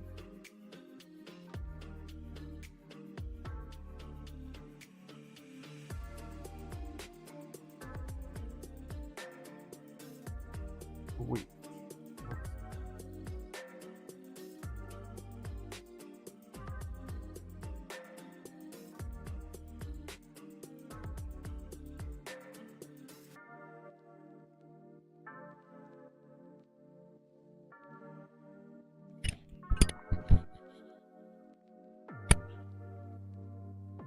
Honestly though, like based, I feel like everybody could predict that AC was going to be the biggest furry convention, only for the sake of like, even me and like a friend just recently we were talking about it. FWA and all these conventions, they're really in line with each other. Like at first it's always going to be FWA, and then it's going to be AC, and then from there it's going to go up to, I don't know, and the next really big one is, the only one that comes to mind is MFF. Like they're always going to, like, every single year they're basically going to be chasing each other as far as numbers. So it's like, it's as expected. That's a good thing. That's like a really good thing. And honestly though, yeah, like debt, that's fair. That's like fair. Like con anxiety, going on your own, like I never recommend going on your own. You should always go with a friend. Not only is it going to be fun, but you should always have somebody, you should always go with somebody you trust. Like that's makes the experience so much better. Smaller conventions, like Baja was just saying, like small convention would be a great start. If I had any recommendations, like for SonaCon in Virginia Beach, that's pretty tiny. I mean, they're getting up there, like, but that's a low-key convention, and honestly, I'd say a good start for anybody. Used to be Furthermore up in DC, like that one would have been something I would have recommended back in like 2019, but I mean, I could still recommend that one, but as far as like a true con experience, I don't think Furthermore would be a great one. They've gotten very restrictive on their like rules and what they actually allow inside the hotel, so don't expect to do too many furry parties there. That's for sure. They've kind of like, that convention's kind of like it's kind of died out. But I mean, that's another really small one now that, I mean, it could be a good start. It's like a good way to dip your paws in the water, so to speak. And I was overwhelmed. Like my first convention was actually Furthermore 2019, and that convention, it was pretty good. It was a pretty well-known one. Like they were doing really good. But like I was overwhelmed. That was my very first one. And it wasn't even that large compared to like MFF or FWA. These are just little tiny little things.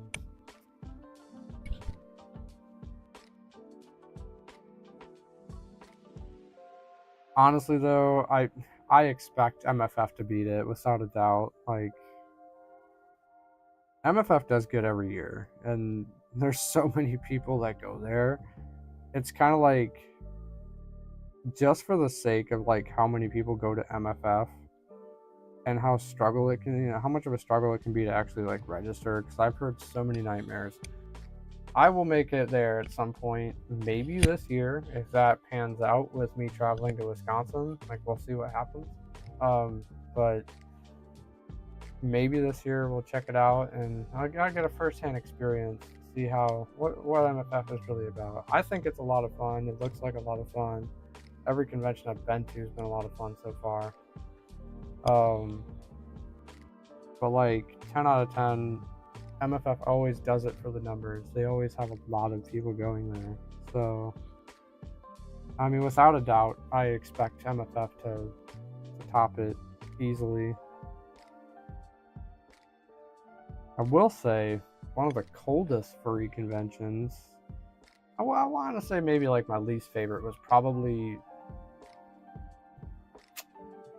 well, I mean, I should say now would have been furthermore 2022, because that was when it started kind of dying out, and it wasn't really a great convention anymore. But like A&E was a fun convention. I went to A&E in 2022, I think, last year-ish, somewhere around there. 2023, 2022, in that realm. That was a cold convention. It was freezing. It wasn't bad like the first few days, but like, we were like 2 hotels down in one of the lofts. I think it was like an overflow hotel. Really nice hotel, I'm not gonna lie. It was pretty cozy. But that was very cold every single day, walking back and forth. I did appreciate the vibe of Boston though. Like that was really dope. Like I enjoyed it. I did enjoy the vibe of A&E. That was a cool experience. I would go back to A&E. We thought about going back this year. Although I will say, not a whole lot of people I know go to A&E. Most people I know don't go to A&E. There's only a very select few that I know personally that really go there.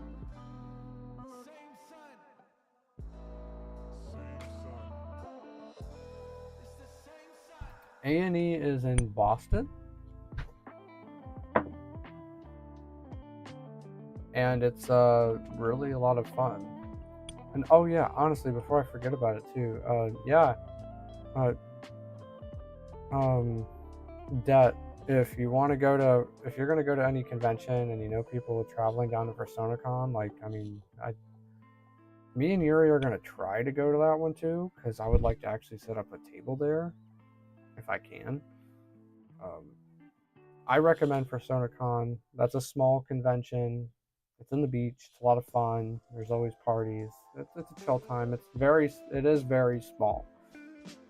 I feel like it won't be very small for very long. I feel like we're probably gonna have to find a new hotel here within the next few years if it keeps growing the way it is. But good start, I think. Like, for real, I'd go with that one. It's a good taster, for real. Yeah, seriously, like, I mean, Moon, such a sweet pea. Like, for real, yeah, 10 out of 10, recommend. Like, PersonaCon's dope. That's where all my friends are. I mean, hands down, we're going down there where we're going to be partying. I like to go down just to check out, like, the beach now, too, since, like, it's been a few years since we've really been in the beach. Well, since we moved out of the beach. I want to go down there just for the beach. But yeah, I would go, personally. Thinking about going. That's a good small convention. What else was I thinking about? Oh yeah, I was thinking about Boston. Yeah, so Boston, like, you know, I mean, Baja, you're in Minnesota, I believe, if I remember correctly. I feel like I should know this by now, by heart. I'm sorry. Minnesota, Wisconsin. I mean, I'm from Wisconsin. Like, I'm used to cold temperatures. Since I've moved down here to Virginia, like, I've been really enjoying the warmer temperatures. And going back to Boston, like, for that, it wasn't horrible. I mean, compared to what we've probably dealt with, the cold weather in Boston wasn't bad. In my opinion, it was a little miserable walking back and forth, but, like, I mean, nothing compared to like the harsh winters of like Wisconsin or Minnesota or anything. Um, I feel like the people who are probably complaining about the cold mostly are probably people who live mostly in the South, are not used to those kind of temperatures. But like it wasn't horrible. But I mean, it was a chilly walk. It is a chilly walk to anybody who walks to and from, especially if you're overflow hotels. Like if you're in an overflow hotel, you're probably going to be walking 2 blocks to the main con area. That's a chilly walk. Boston at like 8 o'clock at night too, like a little sketchy, but like it's a chilly walk.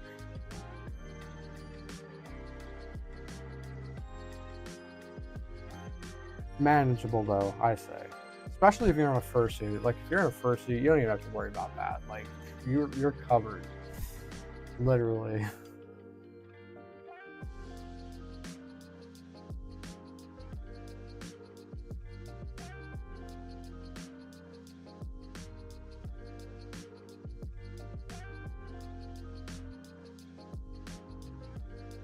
But I mean, I did enjoy A&E. It was a vibe. Like I like A&E. It was very inspirational for me. Only because like Boston, it's so cool. I'd never really been to Boston before. Like, I mean, that was my first time being in that city for that reason specifically with my fiance, and I really like the vibe of it. I love the class. I wish we could have like gone to like a few bars or something there and had some good drinks. But like we got around enough. It was a good first time experience. And I mean, I would go back there.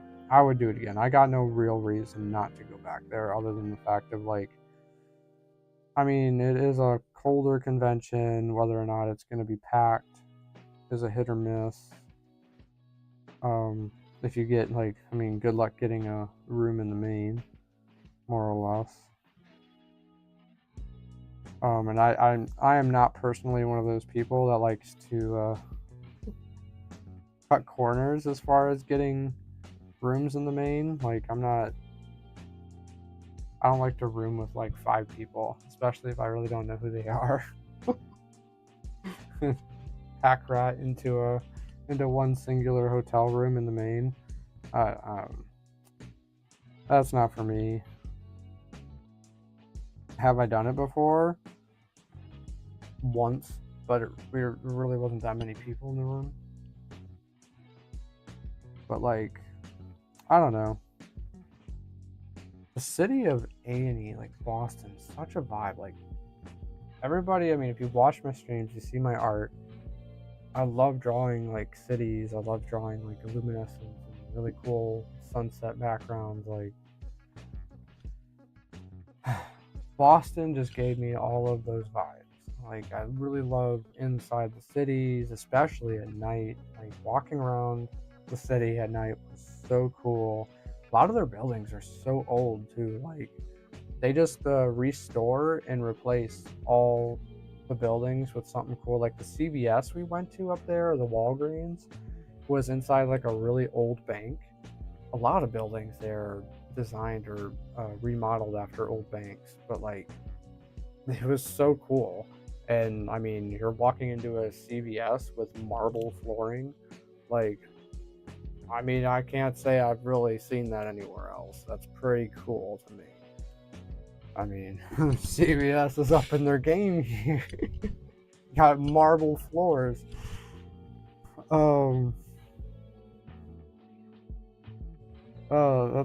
That's really cool. That's a cool experience. A lot of the restaurants there are really cool. One other takeaway from A&E for me is definitely getting to just chill at the bar that was like right inside the the con space. That was really cool. I got to talk to a lot of really interesting people that came through.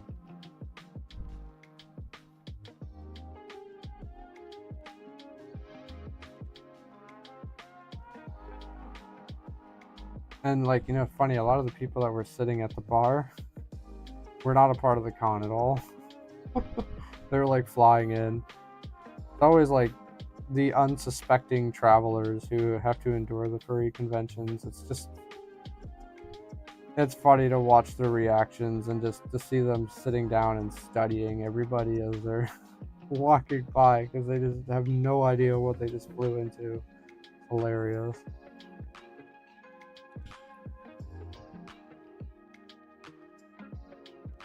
Five people in the main.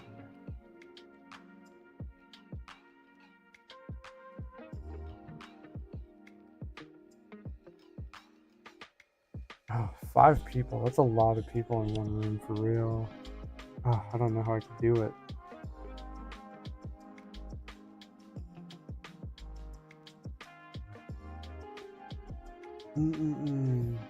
Yeah, I don't know. Now I'm really thinking about it.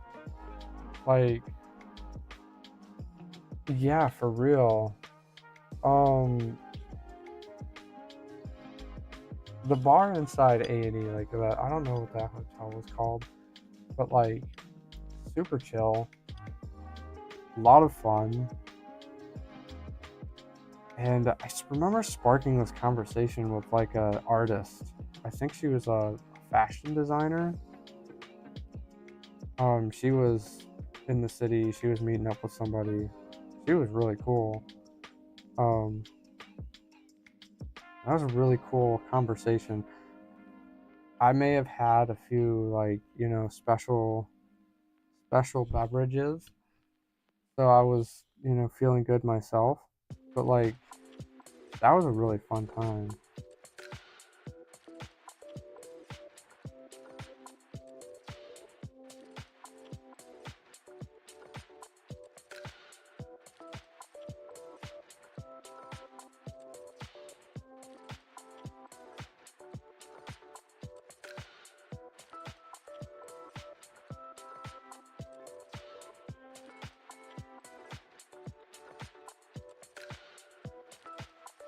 Oh, finally got a main hotel reservation. Congrats. Those are like so hard to get. I've never been to Denver. Everybody keeps on telling me to go there. I mean, I know maybe like 2 people here, and Tommy, you're one of them.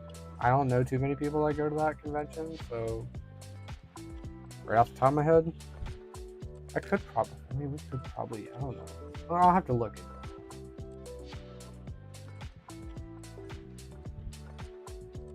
Okay.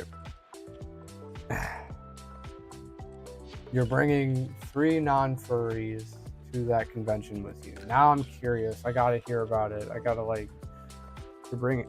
Why are we bringing?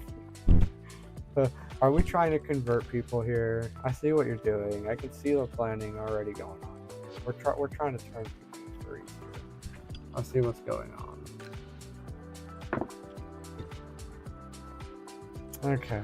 Yep. See, I great minds think alike. That's all I got. I got to say. I just sit back here with the evil grins who turning people into furries. Sorry, not sorry. About to change your life here.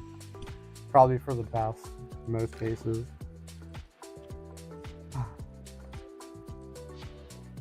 That's super dope though. I hope that's a good, like, you know, vibe. I hope they're all gonna dig it. Like, I'd imagine that they have some sort of interest already. Like, if they're not into Comic-Cons or into, you know, something similar. Like, I'd imagine, like, I'm really curious. Like, what sparked this? Like, what sparked this? Like, aside from the we're gonna bring some more furries into the fandom.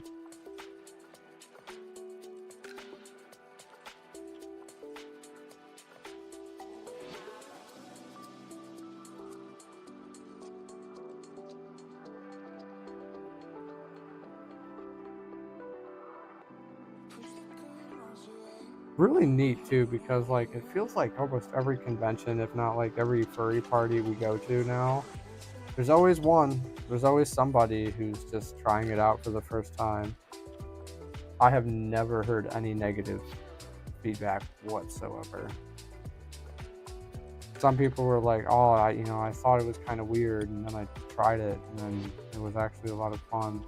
That's like the majority of the reactions we always get. I've never gotten any. I've asked people too, like who are trying it out for the first time. I've never gotten a negative response. It's never been bad. And they're like, "This is cool." I mean, they were honest and said some things were a little bit overwhelming, but like they appreciate the vibe of it, which is just kind of dope.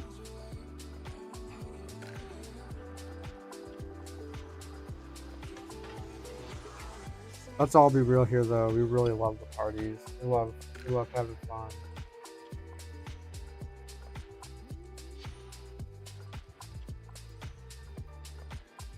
Okay, yeah, see, fair. And cosplay, like, I mean, cosplaying is so much fun. Like, it's like, I mean, come on. That's respectable.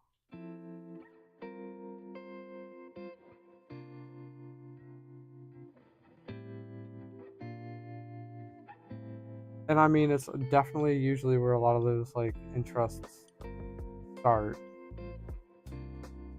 If you weren't, like, transformed into, or, like, I don't know, if your interest in becoming a furry didn't start with some sort of, like, cartoon growing up, like cosplaying or something is always a good way for that to start as well.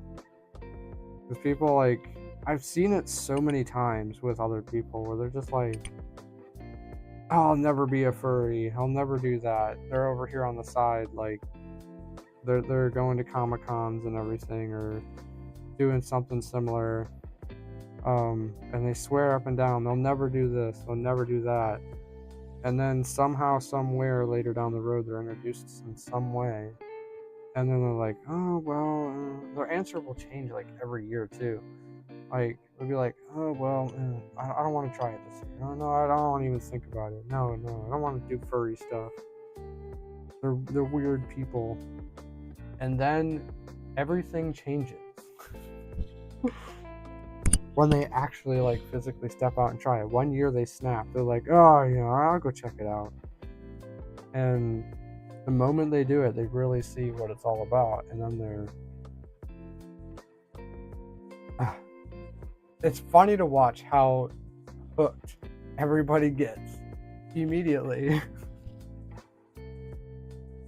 It doesn't go from like I'm gonna try this out and I might like it, and then they'll think about it after the convention. No, they show up and it's just like you could see the shock on all their faces where their first time experiencing a convention. It's just like, whoa, this is way not what I thought it was gonna be. This is actually really cool. This is actually really fun.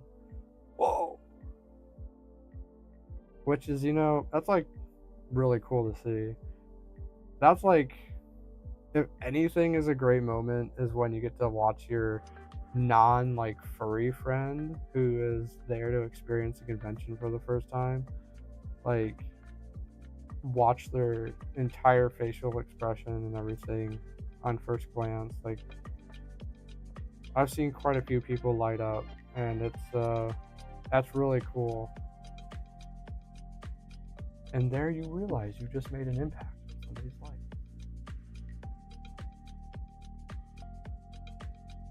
Alright, I'm gonna stop drawing this hookah torch now. Nobody knows what I'm working on. I'm working on a hookah. I don't know if it's called as a hookah. I don't know if there's another fancier name for it, but it's a hookah thingamajiggy. You smoke tobacco out of it. I respect it a lot. I think it's really cool. It's a lot of fun. It's a really cool vibe. And I just bought one recently, so there's your fill-in on my hookah for today. I'm drawing that.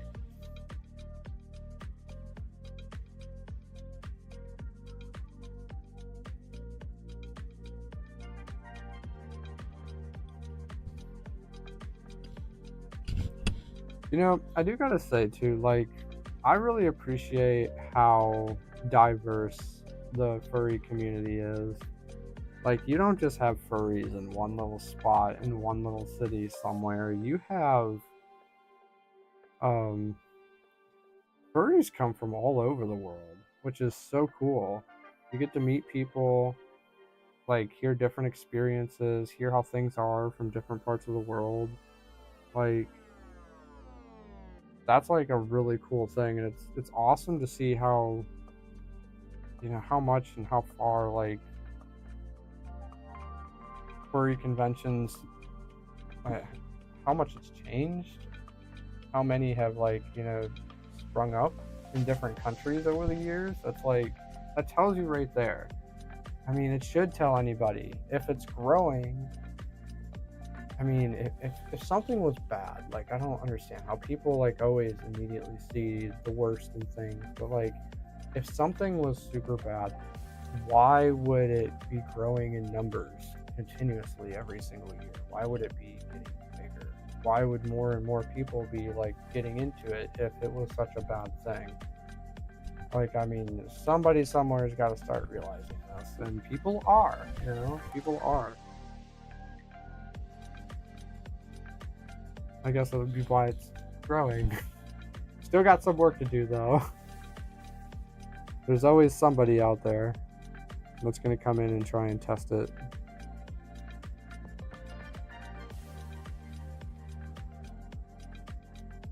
I think the dude who subscribed to my channel last time, I can't remember. There's always somebody out there that's going to test you. And I remember the last stream I had, somebody came on, and I don't know what it is, but I mean, maybe it's just me, but when someone comes on and announces themselves as they are anti-furry, they don't like furries. I'm just sitting here like, I don't know, maybe it's me. I'm up in the clouds half the time. What is an anti-furry? It's like a secret society? Like, am I dumb? Like, what is anti? Like, do we have like a club somewhere? Secret society? To come into my stream and announce yourself as an anti-furry. Which, first off, they were dedicated. They had to be subscribed to my channel for 5 minutes in order to like post that comment. That is dedication.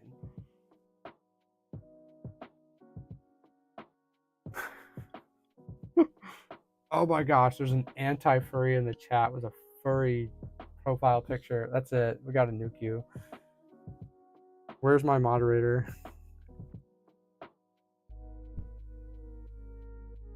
I am anti-furry. I don't like furries. I think they're horrible. They smell weird.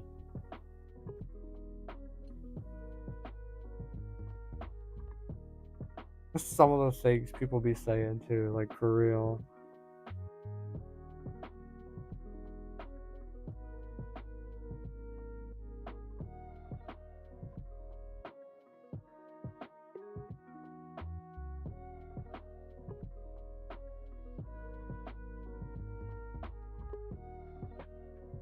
It's really funny though.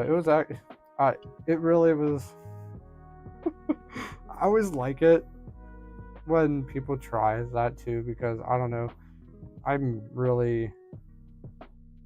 But somebody says stuff like that to me, I'm just like, all right, cool. Moving on. I don't understand why you would make the effort to come into a channel that says like, furry art stream just to like, announce how much you just don't like furries. Because in reality here, by interacting with my channel, you are helping the algorithm with my channel. You're helping me so much by even just like sitting there watching it for a few minutes. It helps every little interaction you get. So by interacting with furry channels, you're gonna see more furry stuff. So if you are an anti-furry and you don't like furries, you're canceling yourself. It's really funny. And I smell like cinnamon, actually. I want to put that out there. I don't stink. My smells are sweet and comforting. I'm a waffle, of course. I'm sticky and I'm sweet. That's my thing. And yes, I also have hints of maple syrup. We'll go with that. But yes. It's just really funny. People make me laugh nowadays. Alright, I'm liking how this is looking. I gotta get cracking on this. Alright, we have that. I have no idea what that technical term is. So, I am drawing something that I actually experienced over the past weekend. Oops, I just pushed that. Did I break it? No. Which was a really, really chill time with some friends and my fiance. We chilled and we experienced hookah, which, I mean, we had just got out. We got a hookah contraption, a hookah bong. I guess I don't know what else it's called. Hookah device. Really cool. Something never really done before.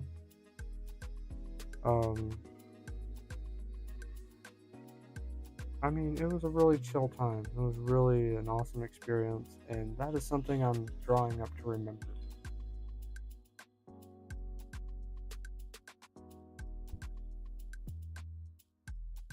I figured that would be a good, a good way to end the week.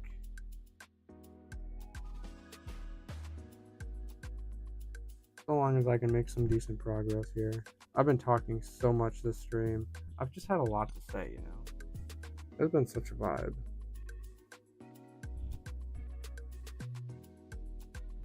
Baja, you gotta get yourself down here so we can do some hookah.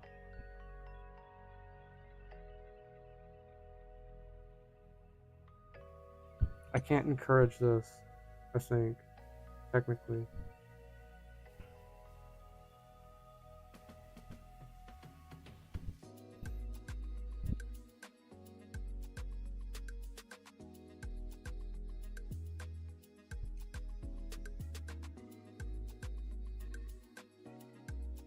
It's actually something I'd really like to do.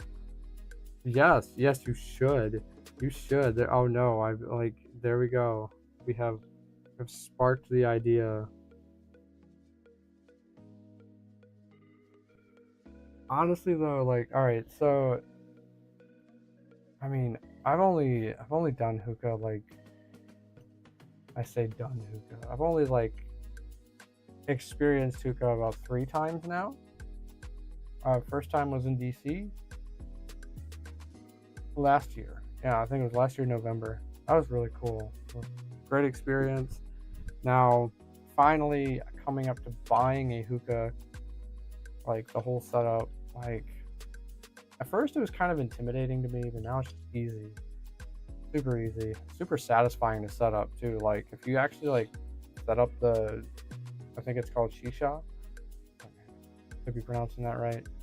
If you set that up correctly, it's so satisfying. Probably the coolest thing ever.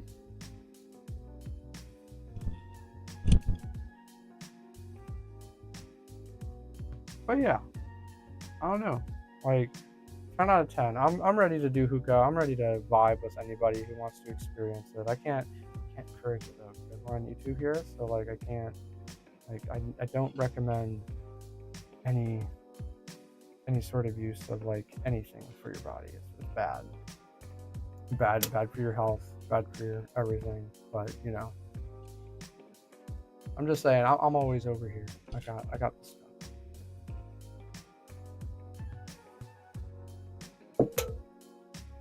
It's a lot of fun.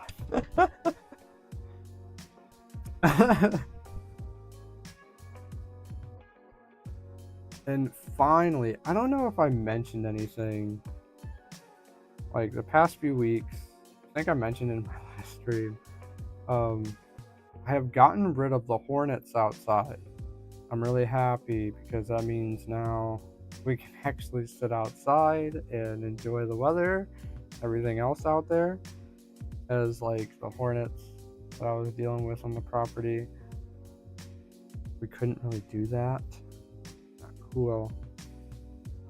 Not cool at all.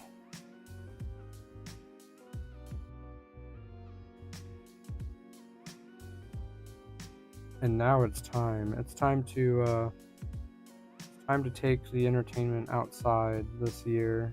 We're doing so much, like, to fix up the property around here. It's kind of crazy. Once it's done, though, it's done. We don't have to worry about it anymore.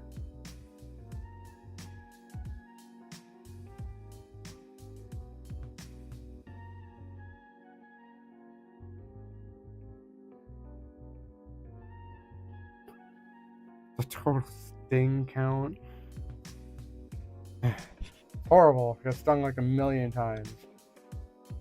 Kidding. It was only 4 times. I mean, only 4 times. Well, I think it was actually like 5 or 6 times. They just didn't get me very much the other 2 times. Because, like, I was feeling it everywhere. But I will tell you, they aimed directly for my left cheek. Not cool. Made sitting down absolutely disastrous all week.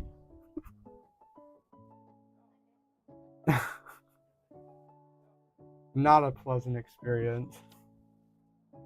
I will say with great confidence, though, they have been taken care of. They're no longer a problem. They got me, like, they not only got me twice in the, like, on this left cheek, they got me once in my ankle, and then another one, like, this is the one I really felt like it was horrible. This is the one that got me running. It was when they got me in my chest. They stung me right here. Like, it was right here in my, oops, just booped that. It was right here on my left side, and it was like someone had chucked a rock at me full force. I was like, whoa. It really caught me off guard. But the moment I felt it, I knew what was going on, so I made a run for the back door. Fun fact, we should go over some helpful tips while we're doing this now. If you're ever attacked by yellow jackets or hornets or any sort of bees, and you run away, first off, these are three helpful survival tools. One, this one I'm going to say, and I'm going to finish it off with this, do not run and jump in water. Bad idea. Bad idea. They will hover like most bees, or like even like especially hornets or yellow jackets, killer hornets. After they've stung you and they've gotten you, they will actually sit there and hover above the water for upwards to like 14 hours. So unless you can hold your breath for 14 hours, I do not recommend jumping in water to get away from them. Bad idea. Secondly, if they're like around you, do not swat at them, and like if they land on you, brush them off. Like, just, and they'll probably go away. Maybe, I don't know. But if you swat at them, they're gonna sting you. Like, they're just evil like that. They don't even have to have a reason. They'll just sting you just cause. That's a fun fact. Oh, and also they're also attracted to the CO2 in your breath. So like, they're gonna aim for your face. Probably. So if you're breathing a lot, like, they're gonna go for your face. Not a very fun thing. So if you ever find yourself in a situation like me, where, you know, you get kissed twice on the left cheek, and then everywhere else, hold your breath and make a run for the front door. Get inside. That's the goal. And don't panic. Don't panic. Bad idea. That never solves anything.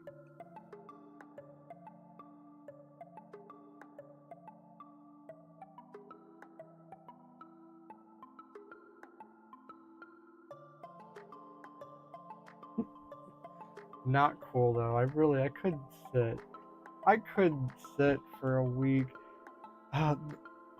It's the worst part too. Like, they got me good. Not satisfying. Like 1 star, 1/4 star. Bad service. Oh, and like if I have to add icing on the cake here, I mean that was the week we discovered after that there was not just one nest but three on the property. Um, I couldn't go outside all week because they also release pheromones. Like I guess, I mean not every insect or not every hornet or wasp does that, but like yellow jackets do, hornets do, and I couldn't step outside all week. Like I was literally a prisoner inside the house all week as a result of this. If I literally tested it too. I tried to go outside the next day. They were dive bombing me so hard they were pelting the window on my front porch as I was running inside. They were like kamikaze, like flying over me. It was horrible. Not cool. 1/4 star.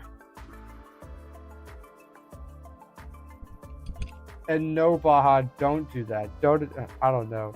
Unless this is a special skill that deer can do, is hold their breath for 15 hours. No, don't do that. Bad. 1/4 star.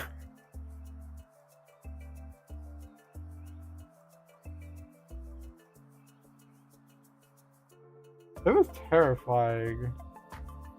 It was terrifying. A terrifying experience. But today was the day. Today was the day I could stand outside, and it was unbelievable. It was like a new feeling. I could stand outside and there wasn't a hornet in sight. Okay, there's like one. But like I could stand outside and I could survive. Like it was really cool. I didn't have to deal with anything. Nothing came by and tried to poke me. Like I wasn't attacked. Like that's a new feeling after 3 weeks of this. 3 weeks. That wasn't very fun.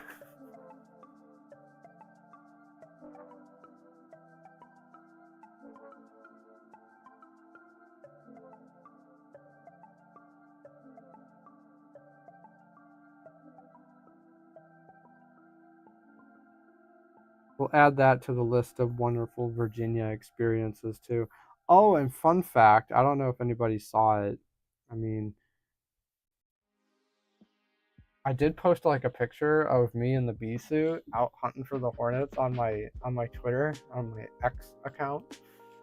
So like if you go back like 2 posts on my X, you'll see me running around in the wonderful land we call like safari. It literally is like a jungle up here. Um, I'm wearing a bee suit down inside the little ravine trying to hunt for these things. Yes, this is the measures we had to take to go and get rid of these, because after I discovered the one nest, there was another nest being built right on the side of our house, and after that it was just game over. Really, they were everywhere. Like you could not stand outside safely anyway. We had to get a bee. And also it's extremely expensive to have one guy just come take care of the bees. The hornets, they're not bees, they're hornets. Very separate insects, by the way. Hornets. We had a few people come in and like give us quotes.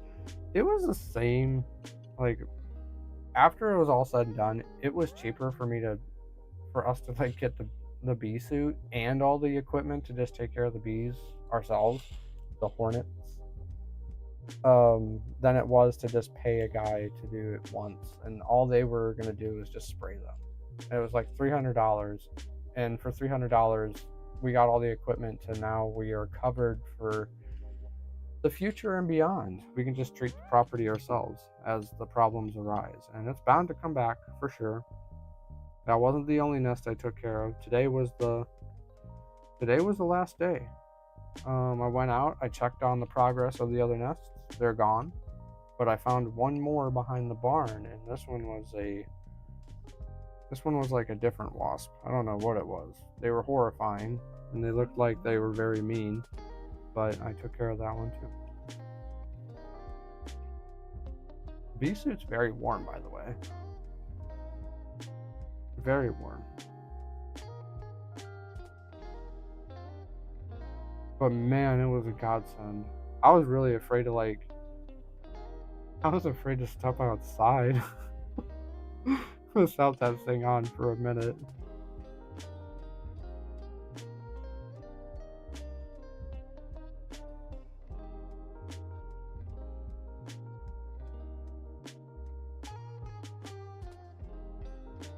Oh no, am I connected?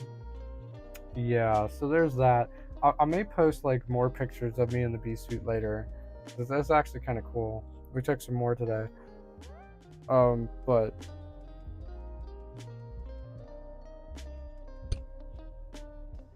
you know, I thought about doing that. Thought about taking a picture inside the bee suit with my Waffle's head. First off, it ain't gonna fit inside that net. Like it just ain't going in there. I could squeeze it in there maybe, but like we'll see. I thought about doing that. I think that'd be really cool. That is a good idea. Your idea.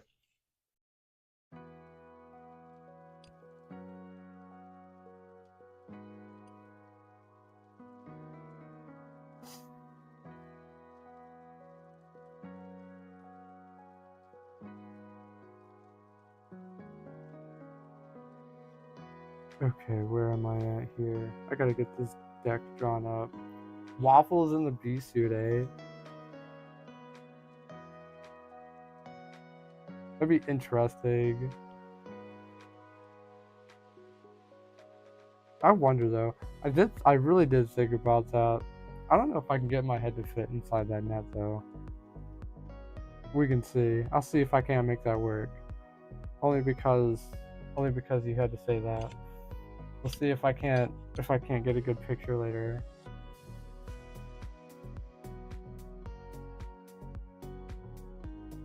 I gotta get like a bee. Now I gotta get like a giant bee plush, like some sort of like a stuffed animal or a bee, and hold it while we're in the bee suit in my first suit now. That'd be interesting.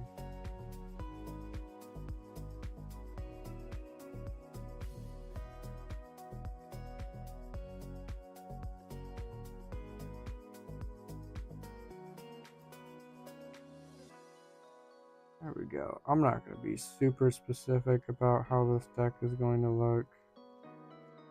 We're going to try to just make this... Alright. I'm going to have to fold some of these layers together. Once I get this like sketched in, this will color up super easy, I hope. It's already 10:30. Can't believe how fast some of these streams go by for me. Time flies when you're having fun, as the old professor off of Harry Potter would say. I don't remember his name. Magical me.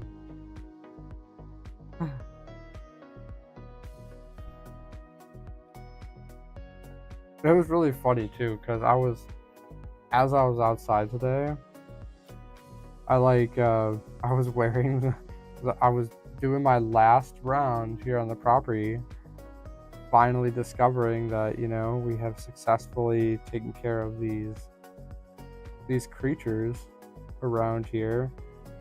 We were selling some pool equipment that we needed to get rid of, and the people came up.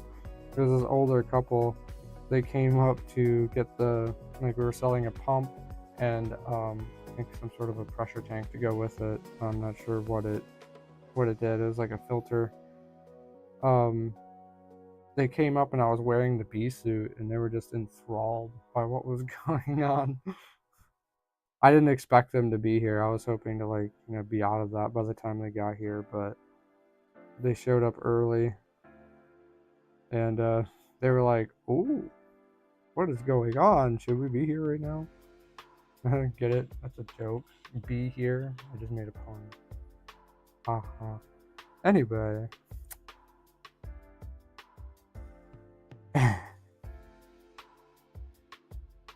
That was really neat.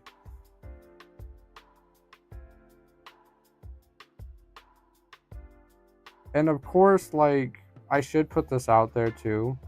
Like, there are different kinds of bee suits for what you're going to be using them for. Like, your typical, like, honeybee suit for a honeybee maker or a honeybee farm. Like, those suits are not super thick. Like, they're comfortable, but, I mean, all of them are warm. Every insect, especially every stinging insect, is different in nature. Like, a honeybee, they have stingers that are barbed and, like, kind of tiny. I mean, they'll poke you and things will get in, but that's it. A hornet, they have stingers that are very smooth and long. They're like needles. So you got to have very tough material in order to keep yourself safe from those. So I had to get like the heavy duty bee suit. It works very well. I didn't get poked at all. Super happy. I expected to get poked. I didn't get poked.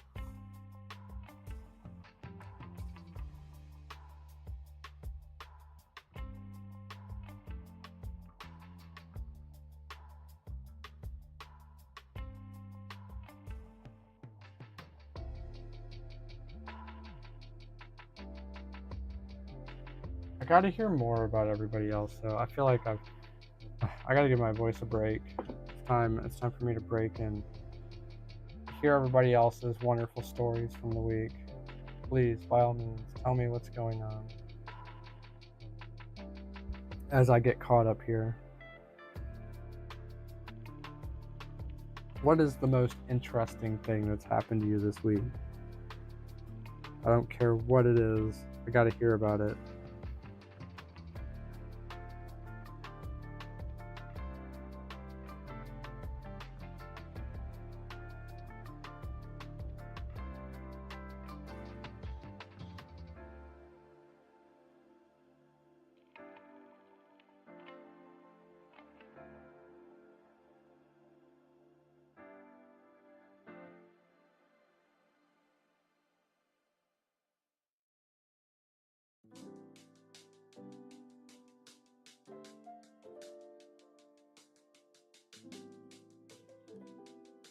Oh no.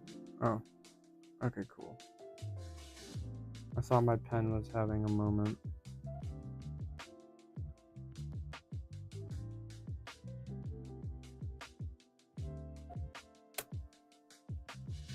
%. We're doing pretty good.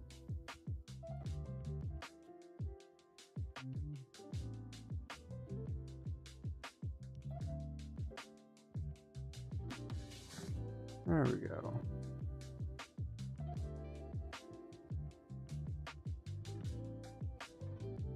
I'm gonna like try to align all my artwork here. I'm drawing floor beams right now. I'm gonna try to make this like as perfect as I can.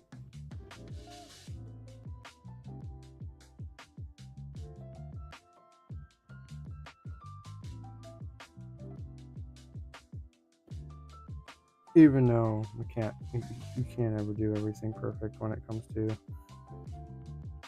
drawing art. You know, I feel like that's like the one thing that has benefited me the most when it comes to working on illustrations of any kind. Is like I don't aim to be 100% perfect because sometimes you really just can't. Trying to aim for that is just like you'll stress yourself out. Kind of just go with the flow here. All a fun vibe for sure.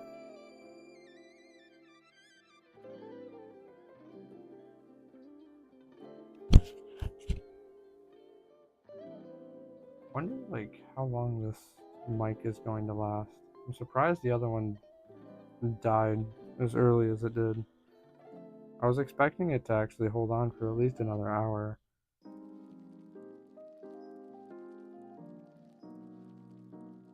There we go.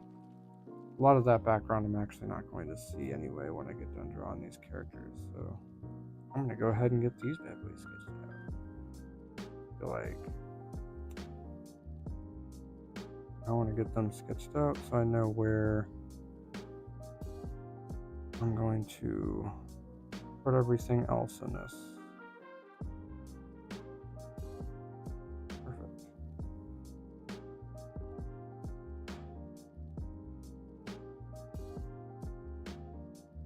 I should set a timer and see how fast I can like sketch this out. But that would imply rushing. I don't feel like rushing.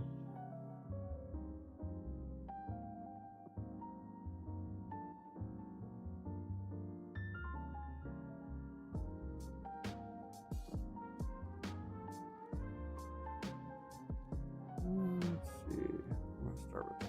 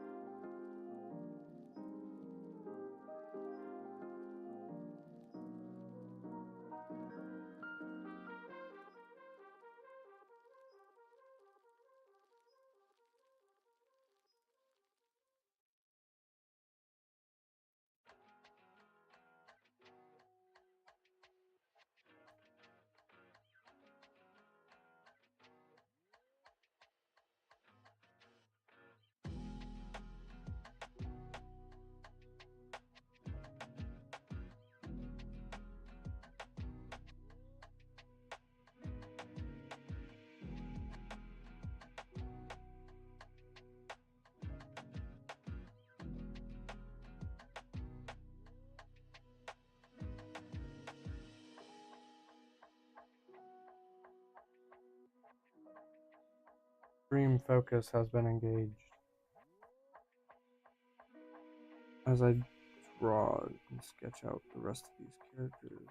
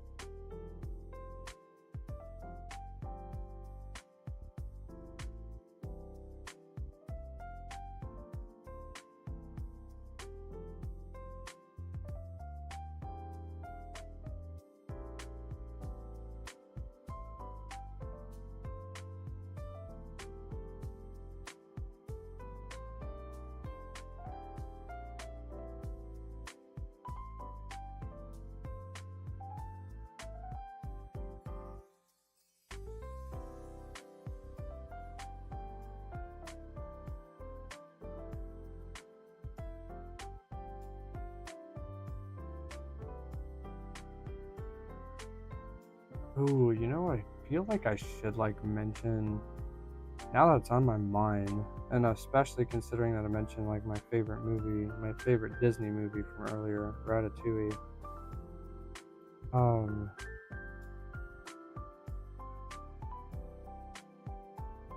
I mean, I guess I don't know. It's like it's got a little bit to do with what's going on this weekend too. But like,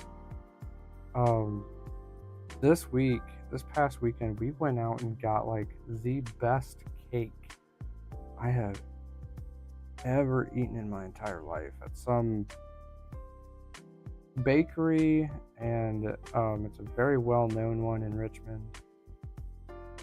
They're kind of like it's a really cool bakery on the inside. Like you got some Michelin star baking going on in there for real.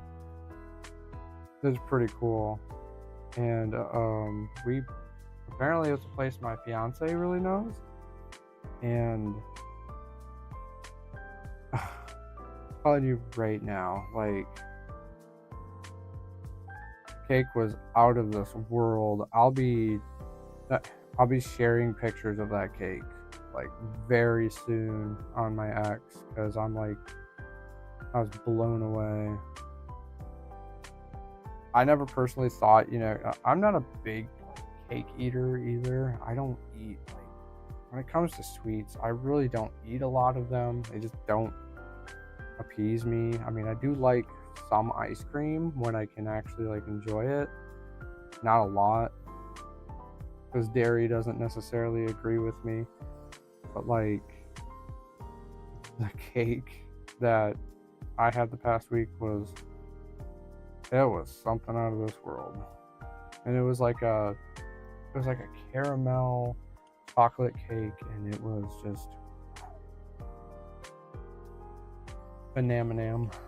I got nothing else to say about that one.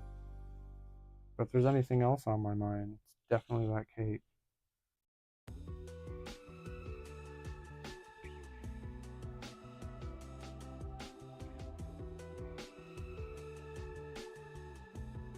And honestly, I never thought I'd actually enjoy cake. Like, cake is not something that I honestly thought I'd ever like. I never thought it would like blow my mind as far as expectations on flavor, but that one definitely did.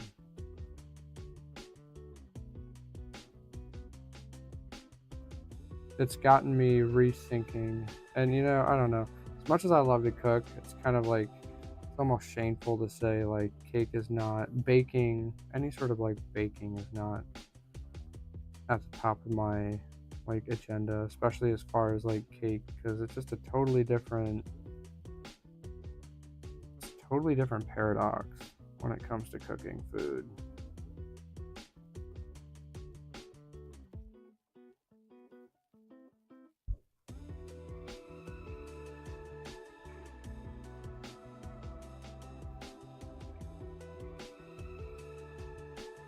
Honestly though, it really can be difficult, and like it's one thing when you're making like spaghetti and you like forget to put a little bit of salt or something in there, or pepper, or you forget to like add a little bit of like basil or something.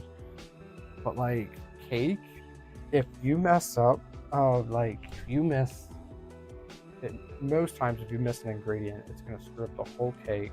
If you overweigh like the flour or add too much flour or something, it's going to affect how it turns out in the end. And it's like it is not for the it's not for the weak. Got nothing else to say. I'm weak. I can't do it. I can make some killer brownies. Like, I love brownies. Brownies are I love brownies. I can make some baller brownies. I got my own recipe for that. But like cake, making a cake, decorating a cake, the cake process is it can be challenging.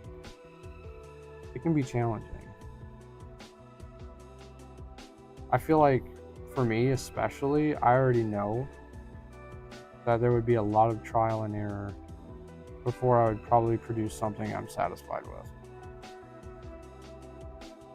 I know eventually I will be. Like, I mean, there's plenty of other small desserts I like to make. Um, I mean, basically instant cheesecake, super delicious. I mean, as far as it being good for you, I mean, it's dessert, so like I wouldn't expect it to be good for you to begin with. Um, but like it involves a lot of heavy cream. Um, or I mean, you could just use cream cheese too. It works, but it's like a no-bake cheesecake. And it's super simple. I could even explain that process. I can share pictures of that on my X later on too. That's a good idea. I actually saw those recently, which those are really delicious, super easy to make. So what I did for these no bake cheesecakes is I took two little mason jars and I took a little bit of graham crackers and I crushed those up and I mixed in like I mean I don't want to say it was about a cup roughly. I mean I eyeballed all the ingredients. Put in a little bit of butter and with the crushed graham crackers. And then what I did is I mean there was two things I did with it because I tried it differently one day. But I used heavy whipping cream the first day. That was super delicious. Basically you whip that up, put a whole bunch of a couple tablespoons of powdered sugar in there as you're whipping it up. And I used that as the filling. But if you have like cream cheese, you can easily make like a cream cheese frosting, which also works very well. It's the same process. You just mix in like 4 tablespoons of powdered sugar, and you layer that in. Like put the graham cracker in the mason jar, layer the cheesecake filling on top of that. Then you take whatever like um, pie filling you want in there. Like it could be cherries, could be apple, could be blueberries. I love everything. So take that and put that in there and just layer it like a lasagna, and you got yourself like by the end of that you could freeze it or eat it right away. It's super good, super delicious. You can make this in like 5 minutes, or you could just they're also really good for like parties or something. So if you want something simple or need something simple to give to everybody. But there's that neat little foodie thing that I did once upon a time. I haven't made that in a minute, but super delicious. 10 out of 10 gotta warn you though, like if you're not like if your body is not happy with dairy, I would recommend some um oat milk or something in there to substitute. I haven't done anything crazy, but like dairy does not agree with me whatsoever. So I have to be careful like how much of it I eat. I can get away with eating like a little bit of cheese. I can get away with eating certain things, but like you would never catch me drinking a cup of milk. Never. That would be a disaster for me. But like a little bit of whipped cream or something, that doesn't bother me. That doesn't hurt me at all. Cream cheese, that's okay. It's not too bad. So long as I don't eat like a whole bunch of it.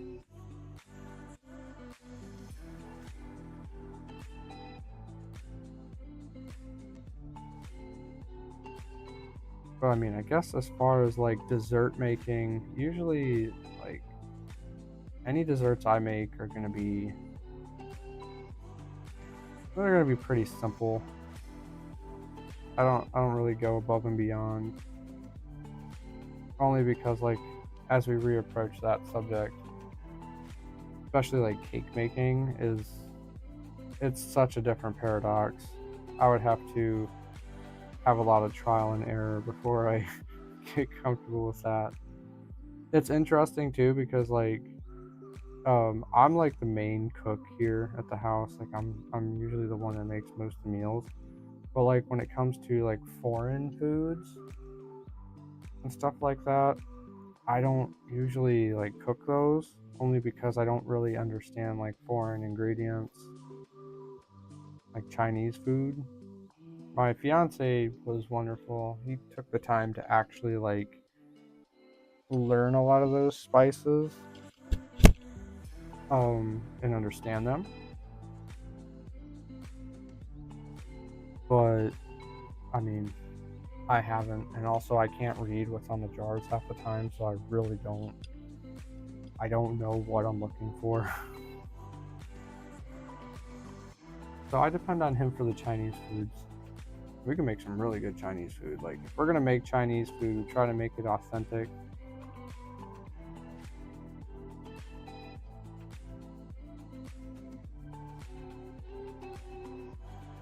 Honestly, really good.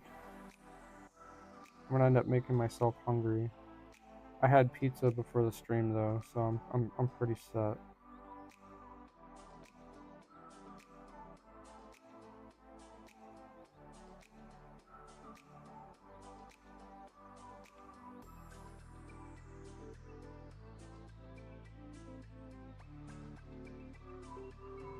Okay, cool. That one's drawn out.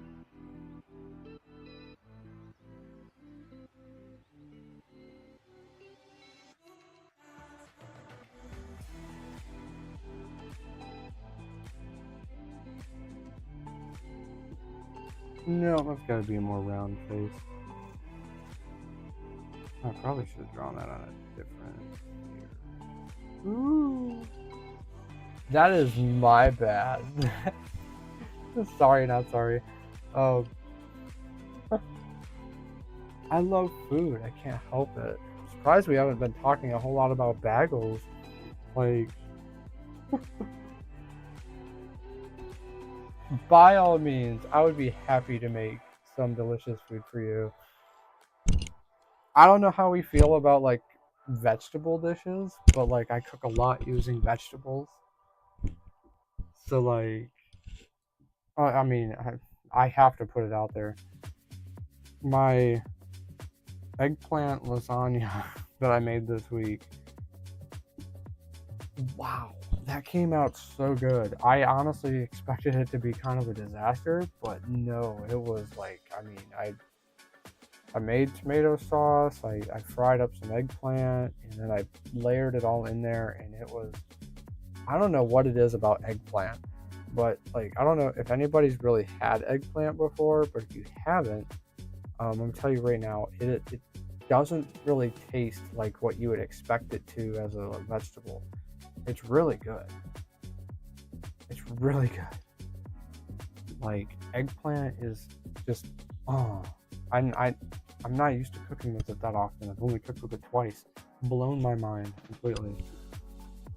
You would never expect it to taste the way it does when it's cooked, but it might as well be a meat substitute, in my opinion, because it tastes very similar. Especially if you season it correctly, really good. 2 burgers to go. I'm gonna just go grab my burger launcher real quick. I'll be back. I'll get you some of them good old cheeseburgers flying your way. Be better than Mr. Krabs. Krabby Patties.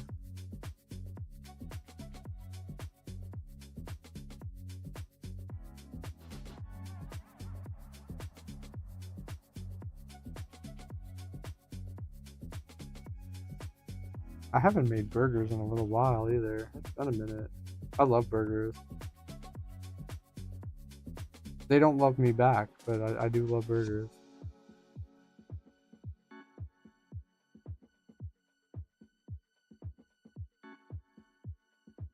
Alright, I think I gotta sketch this part out just a little bit more here.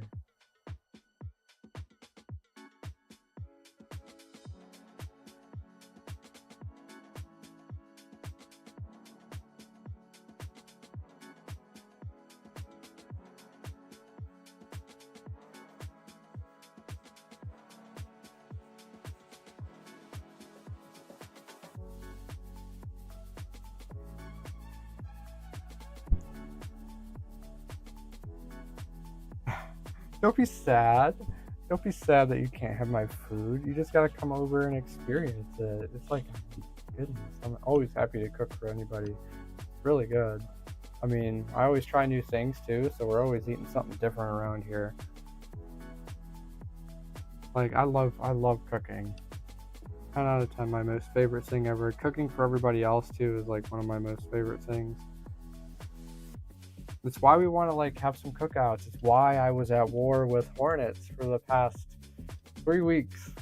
I was trying to get everything all situated so that way we can start cooking outside again and not get pelted. Preparations are underway.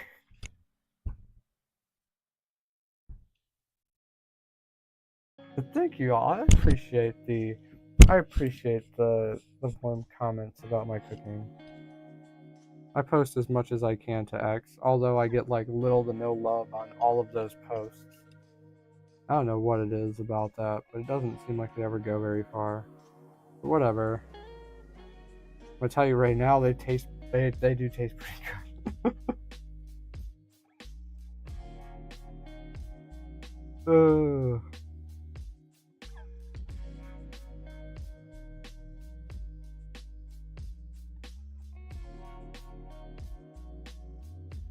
Yeah, I'm always happy to cook. Yes, you need to venture south Baja. Or no wait. Venture south. I thought you were Baja, my bad. Yes, you need to venture this way.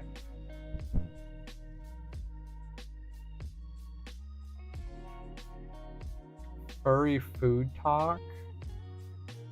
What's that? What is the furry food talk? Is that TikTok where all the furries go on and they like cook?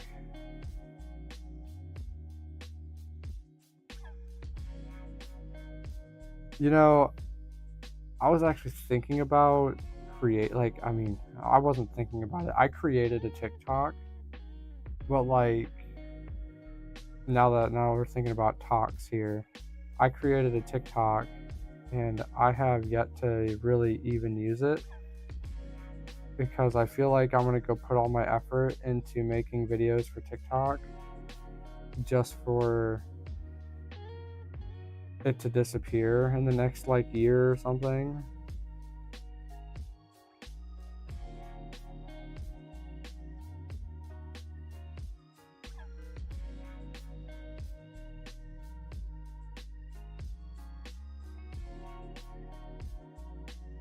It really, it's interesting. It seems like TikTok is where it's at as far as anything. Like X is bad for algorithm.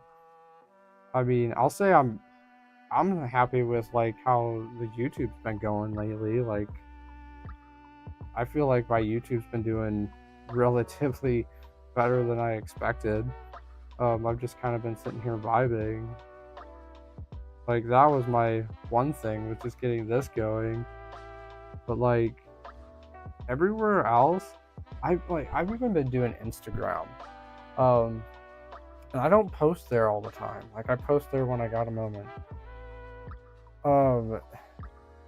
Instagram is an interesting paradox. I don't want to sit here and like talk junk or anything, but I feel like with Instagram, I have gotten nothing but haters.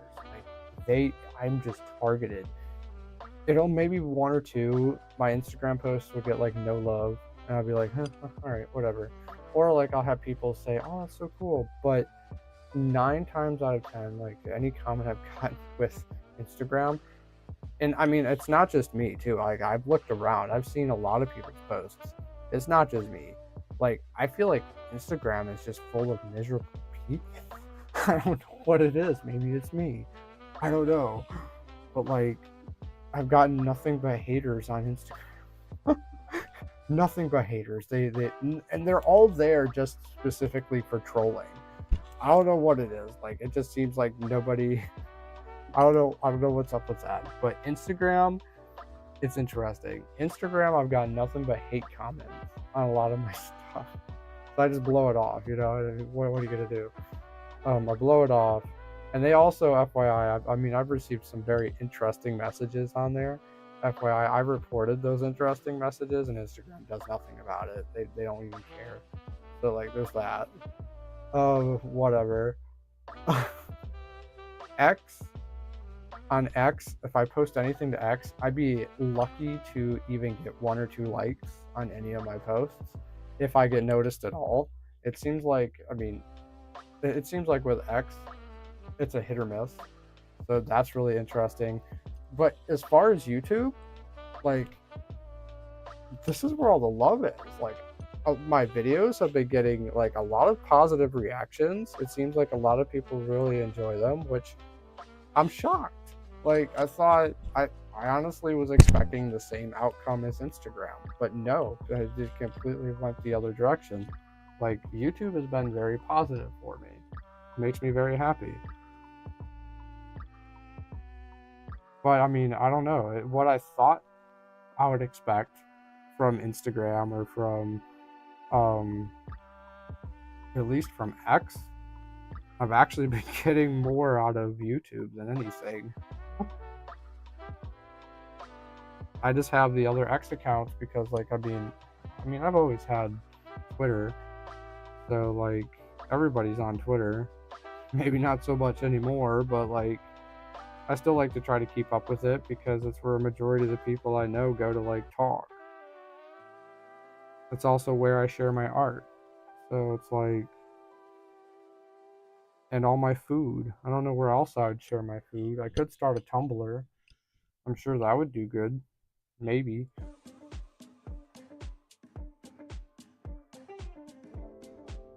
But I don't know, it's interesting. It's really been interesting watching the difference in like how these platforms, how they treat people, how they treat furries. Honestly, if I have to put it out there, Instagram, I don't think there's anybody on there just specifically like, I mean, they target furries, they target people who are furries, but like, I feel like trolls are trolls no matter how you cut it, because the same trolls that are targeting furries are targeting other people for other reasons. There's even like a guy who likes cooking. I've seen him on YouTube a lot. He's really cool, makes some really interesting food. You go and find his videos on Instagram, you got people in the comments like tearing him a new one. It's just like, why are you so cruel? It's an Italian sandwich. It's kind of not hard to screw up, but people are critiquing this like he I don't know, like he threw it in dirt or something and tried to eat it. It's like, no, it's an Italian sandwich. Why are you so mean? They come up with some really creative names on Instagram too.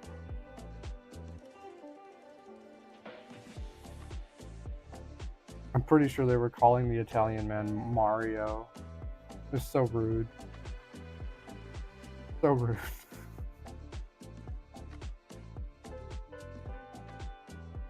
Maybe one day. I feel like that'd be really funny.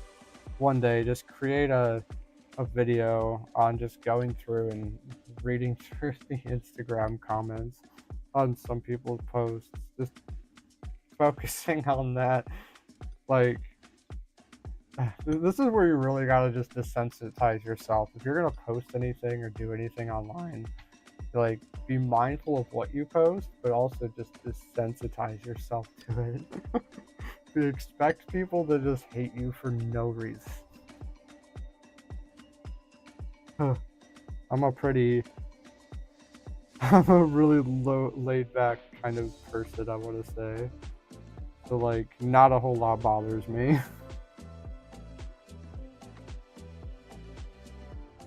At least in the online world.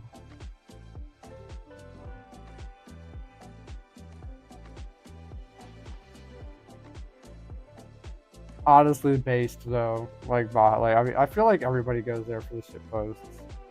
I mean, I'll be honest, that's what I go there for most of the time too.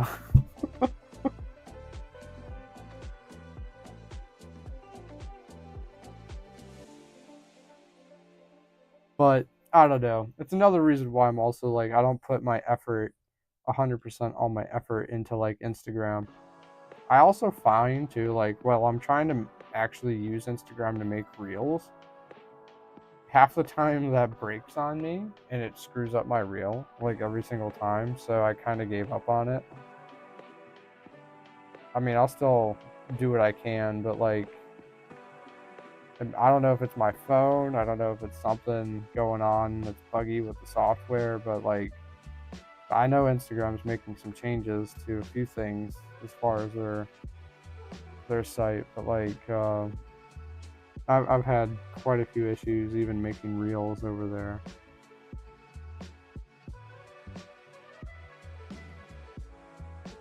I'll keep it going though. I'm gonna just continue on my track, and we'll see what happens, you know? I'm here to like, I mean, this is the 1 year I've really kind of stepped out and really started kind of doing a whole lot as far as like my art, getting this YouTube going so that way I can stream art.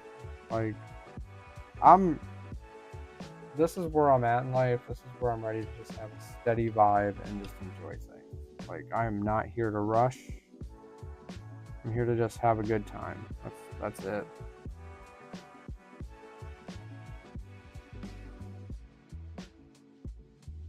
We'll ignore those who don't want to have a good time.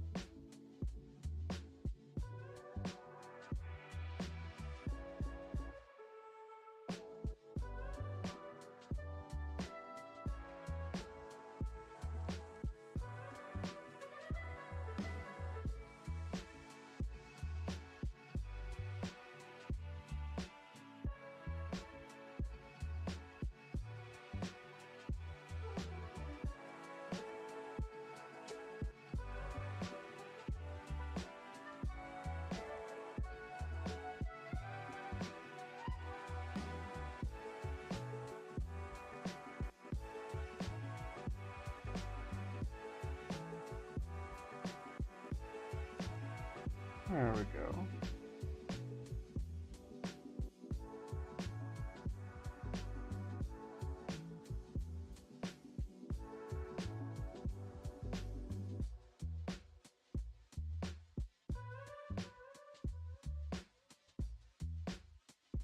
Oh yeah, I think we were talking about TikTok too. Now that just came to mind. Yeah, like I'm on the fence about that. Like, I just wonder, like, should I really put my time into that? It does seem like TikTok is where the algorithm is, but I do know that like that's probably not going to be a thing here the way it looks like it's going here in the United States. So I'm like, am I going to put my effort into something that's just going to go away anyway, or am I going to just continue on with what I'm going? I feel like I would actually enjoy using TikTok too because it seems cool.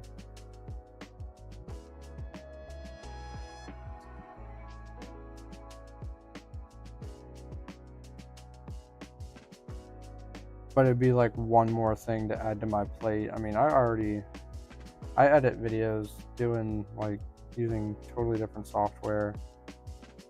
I don't really see why I would need to go to another platform to really do that for me.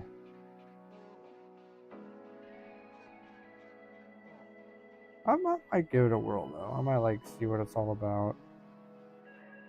If it ends up like doing actually halfway decent, maybe I'll actually add it as one of my social links down below. I think it would be kind of fun. I've done like a few TikTok videos with some people,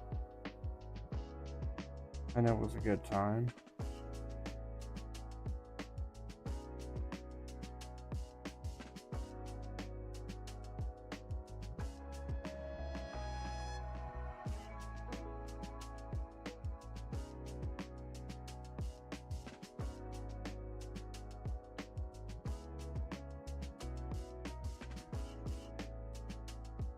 Alright, how do I want him?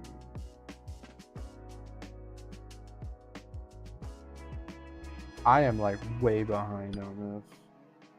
I've been doing way too. It's funny, right before the stream, I'm like, ooh, I'm not gonna do too much talking because I gotta like actually draw. What do I end up doing? Like, all the talking. Oh, I contradict myself. I'm terrible. I wouldn't change it for nothing, though. I have thoroughly enjoyed my talking. At least, I don't know, the conversations we've been springing.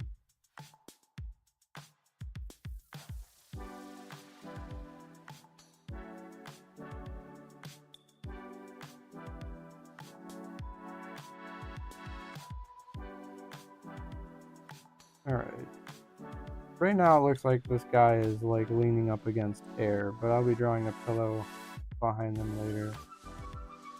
Let's see.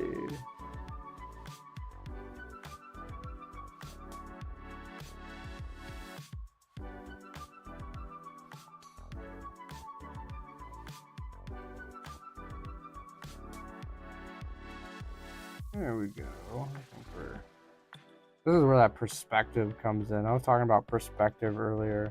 This is where I'm gonna like start adding my perspective, and it may look good, it may look wonky at first, but it'll all make sense in the end.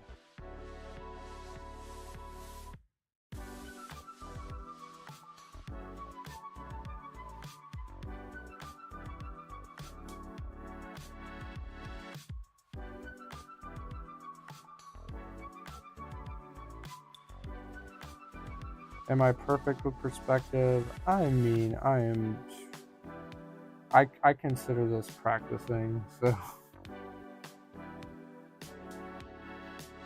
I don't know how this will look. I just kind of draw as I go here.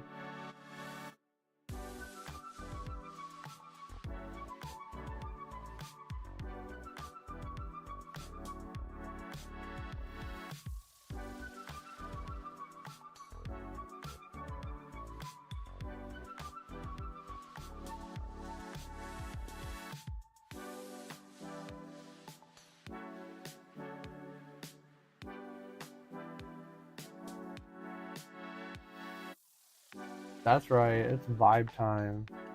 You got it. This is where we just vibe. This is the best time to vibe. For real. Oh yeah, I was gonna actually make this arm. Go back here.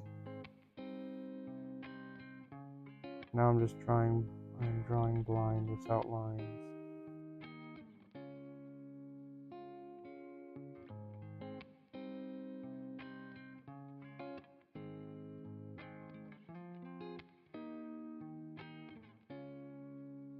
Alright. So, although it may look like I cut off an arm, there's gonna be a reason for that later.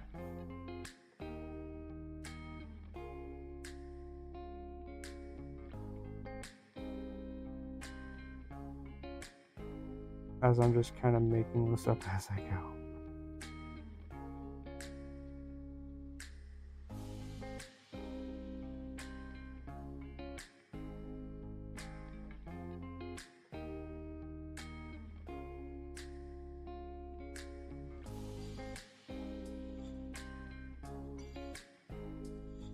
Alright, so I have to quiz everybody who's actually paying attention, if anybody's paying attention. If you're going to go make waffles, what kind of waffles are you making? I'm gonna judge your comment. What kind of waffles are we gonna make? I need to know this. 10 out of 10. There's a right and a wrong answer to this. I want you to know that. I'm Waffle. I know everything about waffles.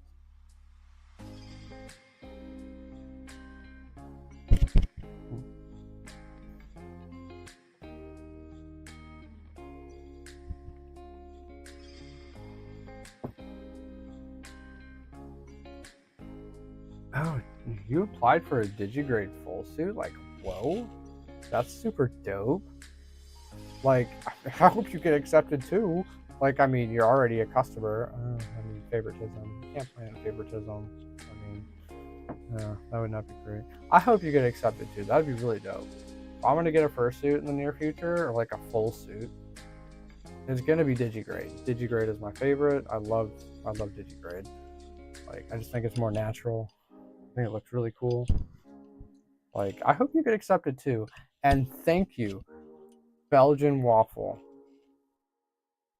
I I love Belgian waffles. If you're gonna make a waffle, you best be making a Belgian waffle.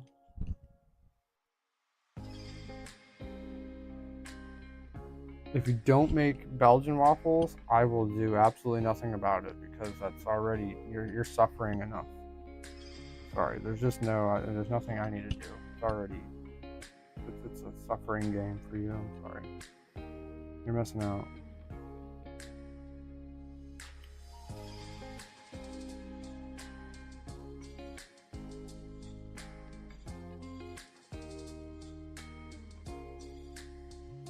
Okay.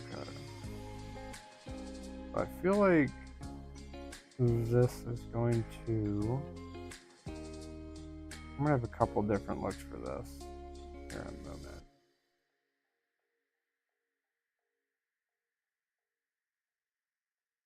There's going to be a pillow here and there.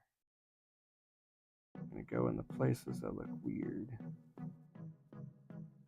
Why they look weird for now. I'm way behind schedule right now.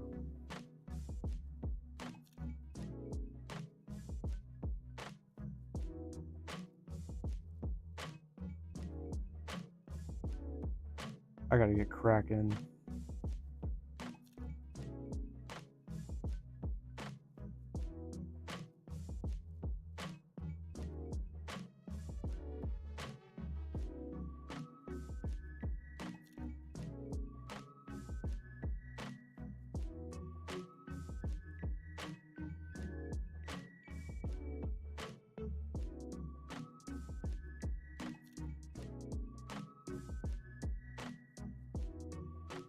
Alright, this is where I just go for it. It's time to just go all out here. Ham with the drawing.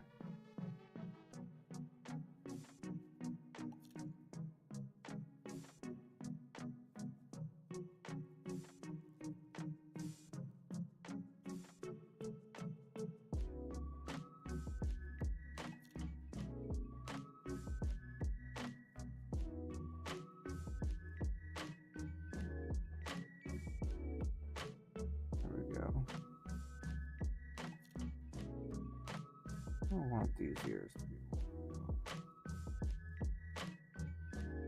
One thing I like to do too, like, I find myself,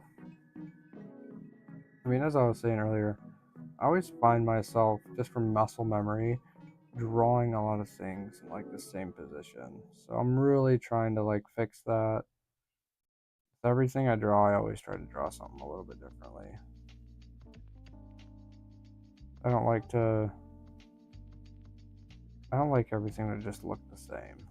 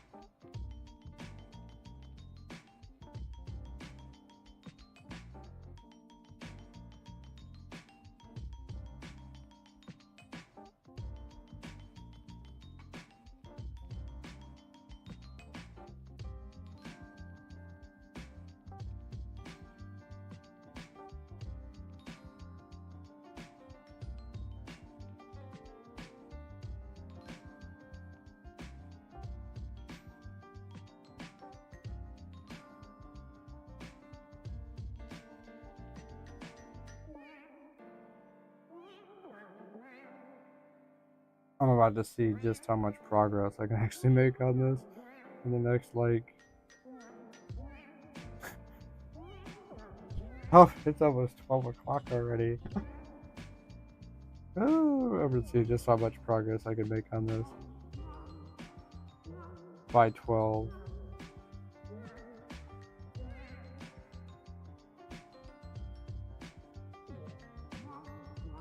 This is probably about to be the fastest I've ever lined something. Whether or not it comes out looking great.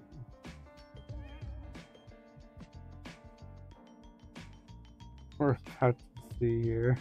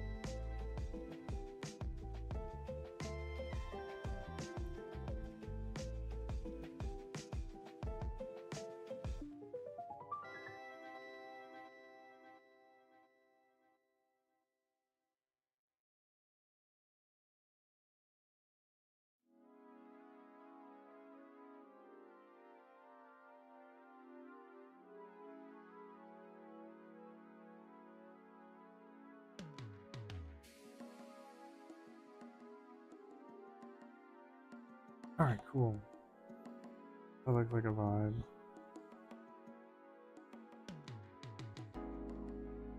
We are rolling.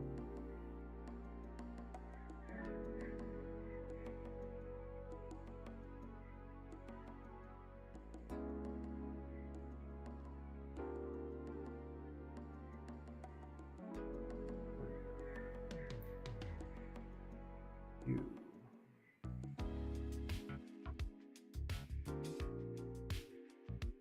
There we go.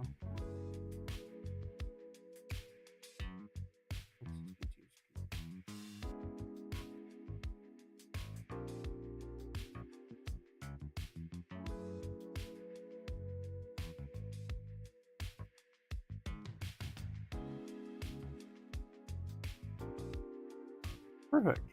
Now we gotta do that one thing that furry artist out there,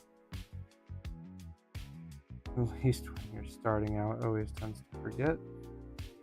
I am guilty of this. Do not forget to draw the tail.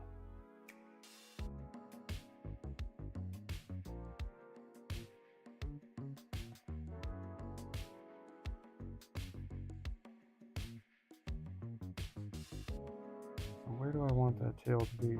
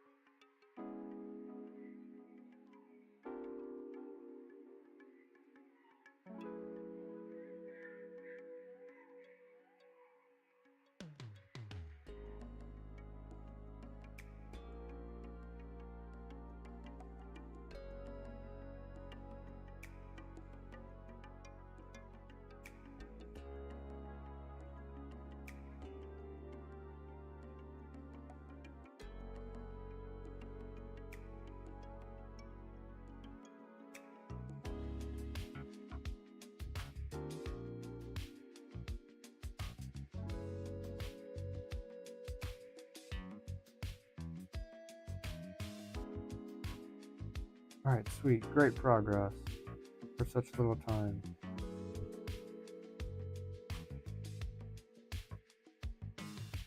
Alright, I can confidently move that away now.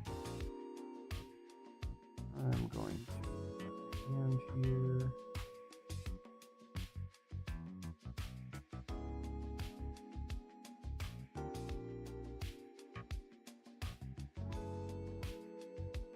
Technically a paw.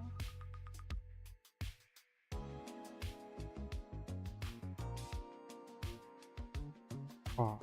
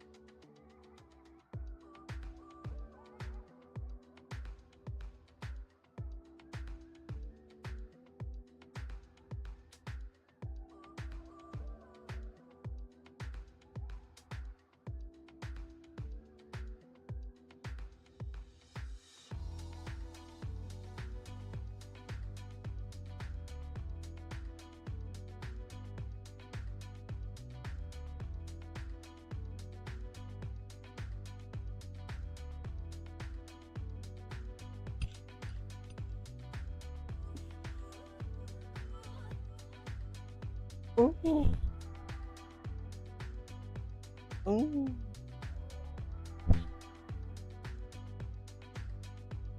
Ugh. Ugh. All right, that was a quality stretch.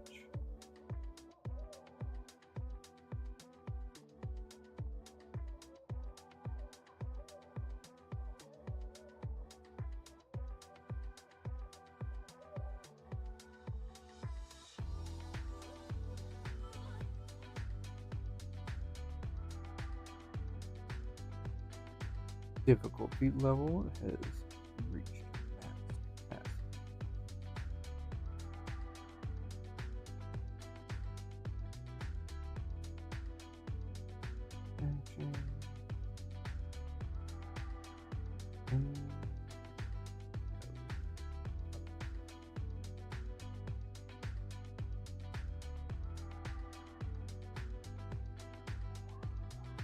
Let's see. Should I add that in there? Should I? I feel like that's probably going to get removed. Okay, we'll see what happens. Alright, let's add some color to these.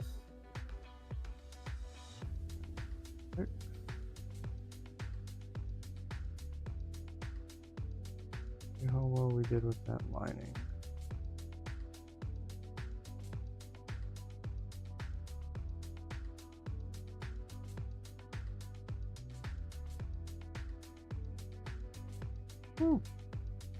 Not terrible.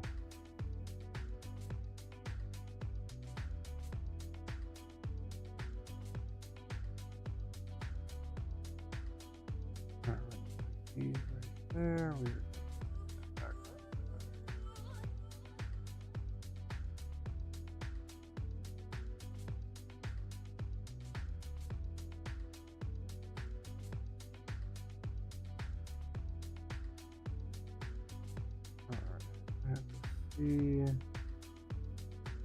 I'm just going to leave everything where it's positioned as of this point.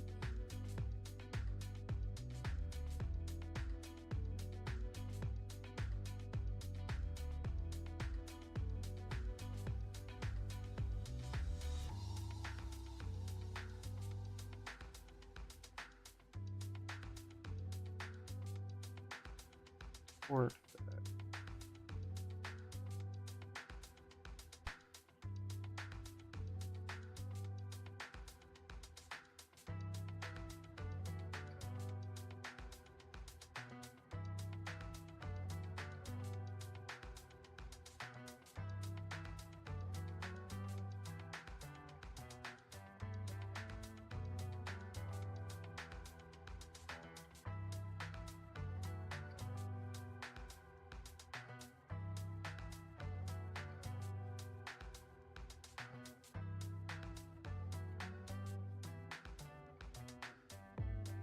Fiery background. The truth.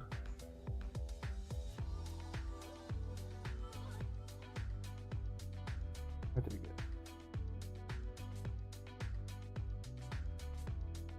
get? Ooh, never get it so perfect.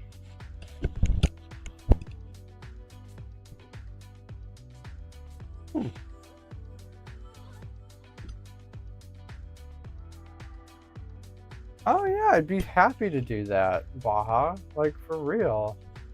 I mean, yeah, no, that'd be awesome. It'd be my pleasure to help or to draw a sticker for you. I don't know if you have or not, but I mean, you hit me up in my DMs. Check out my website down in the description, or you can type it in at secretpup.com. You can see all my like prices and everything there, and you can see a lot of my examples. It's been a minute since I've drawn a sticker, but I would totally be up for that. Like, I'd love to.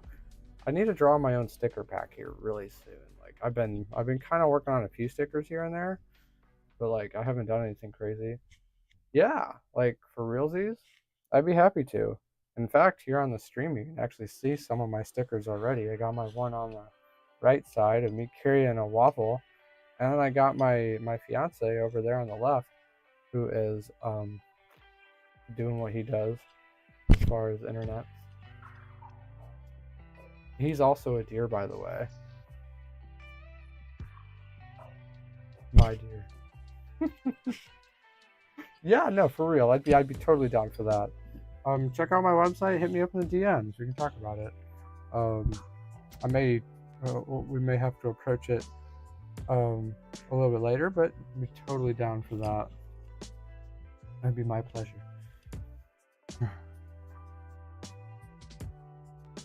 All right, let's see. That would be the sky. I'm not going to see too much of the sky in this one.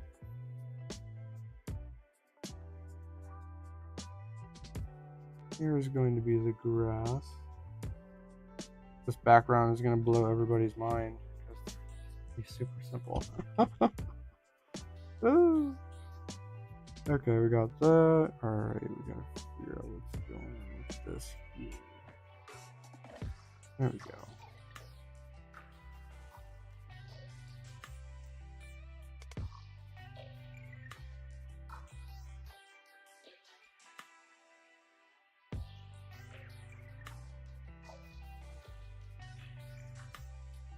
Okay, I gotta correct these really fast.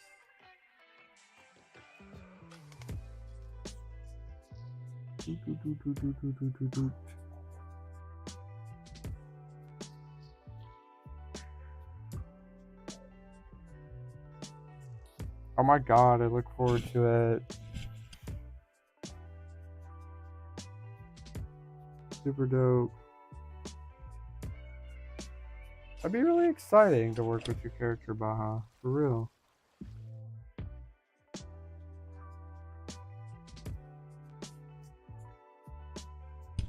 Oh. Alright, there we go.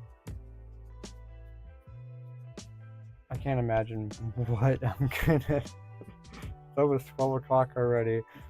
Felt like I'd be much further along on this. But I'm actually not, I'm catching up pretty quick. Just gotta figure out how I'm gonna do this whole deck portion here. I gotta make these guys disappear for a minute. I need my other paw for this.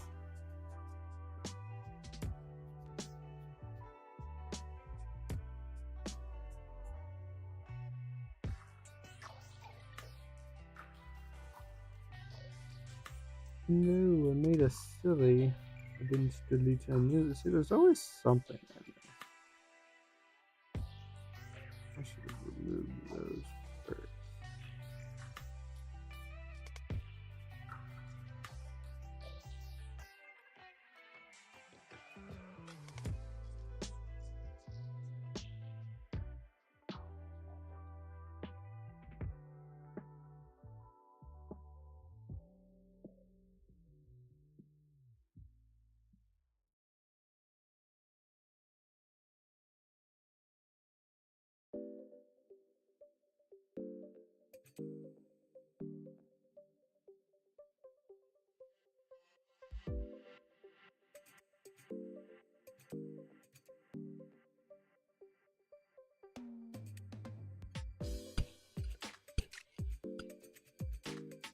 Okay.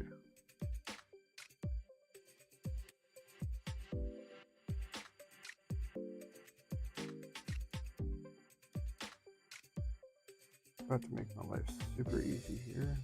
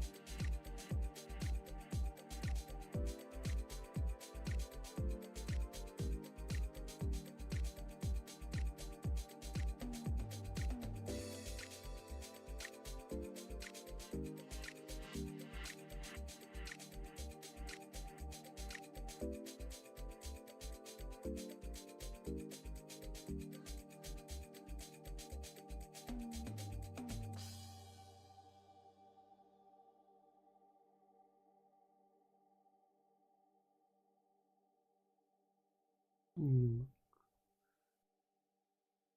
Perfect.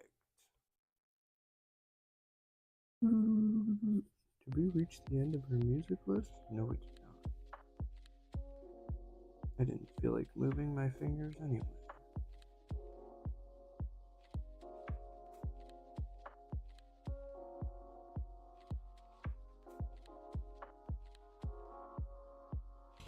Oh, the inspirational, the flow has been non-stop. I love it.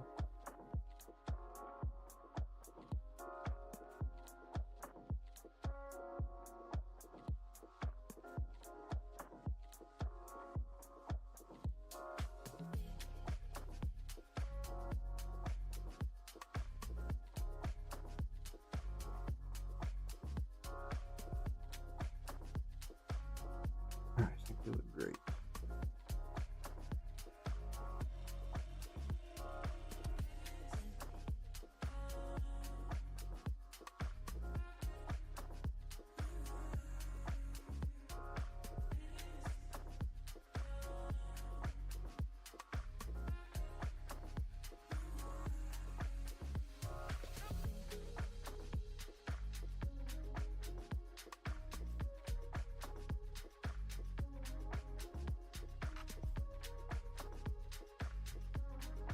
Oh no. Okay.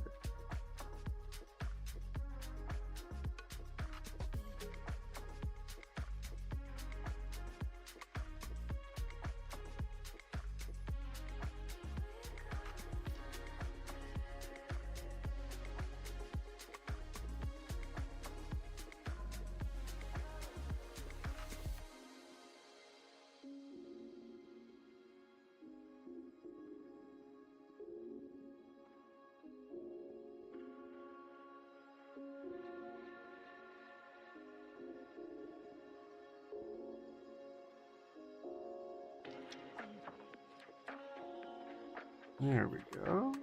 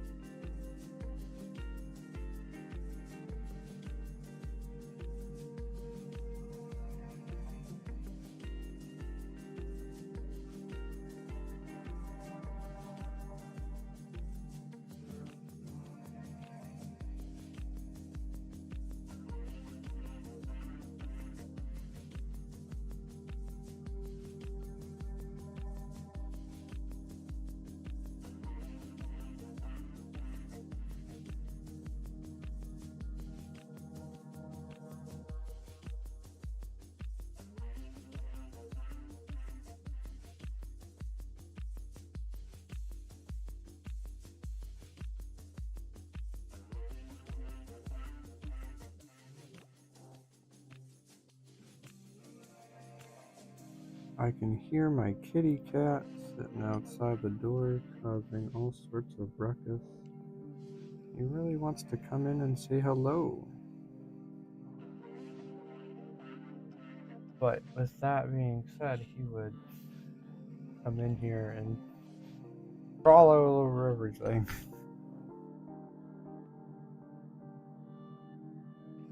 I cannot allow this to take place.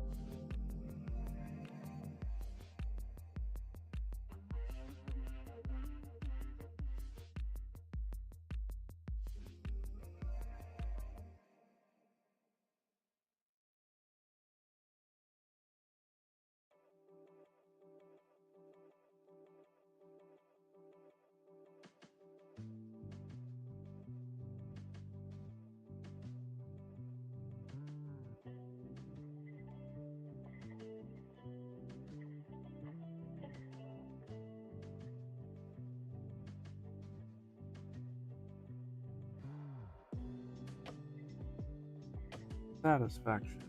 Okay.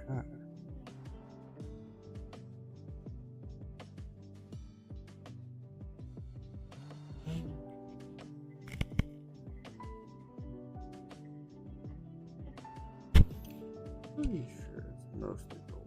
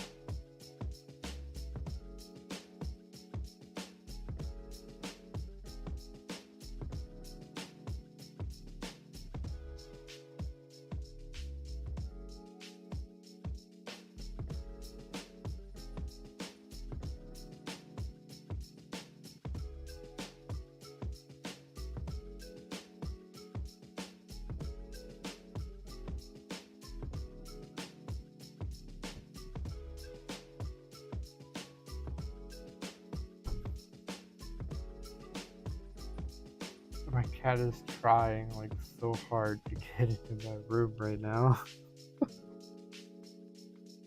He keeps on like running up and scratching at the door.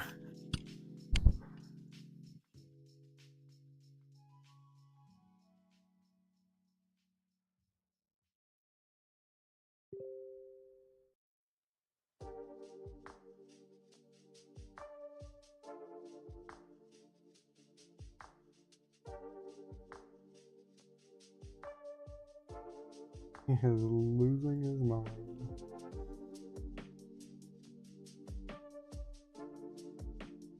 He knows how to open doors too. Like sometimes, if he's like really proactive, he will open my door.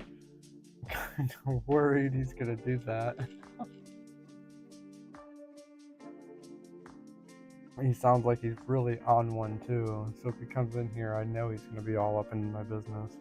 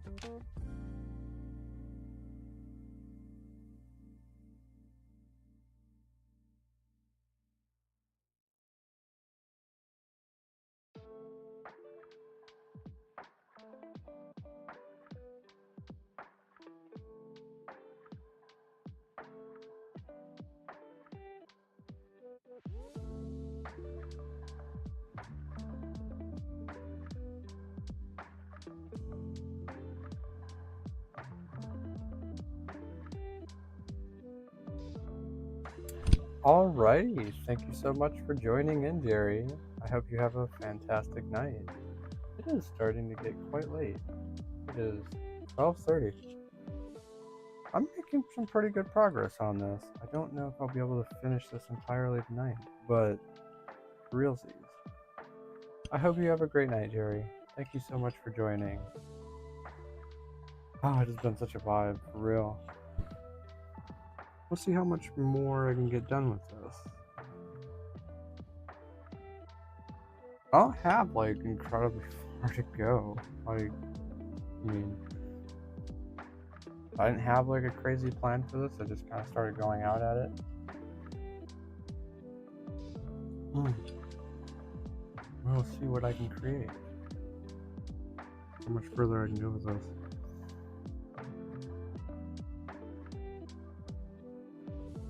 I should say how much further my brain can allow me to do this. It's going on 6 hours now, roughly. Wait, YouTube like calculates it for me, maybe. Oh, never mind.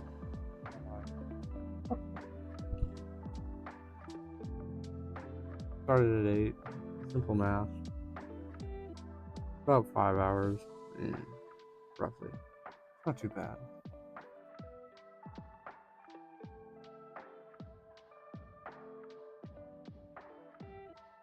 Oh, tomorrow I have so much stuff to get done.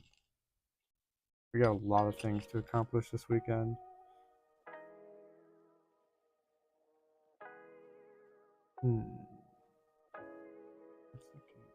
How did we get away with that?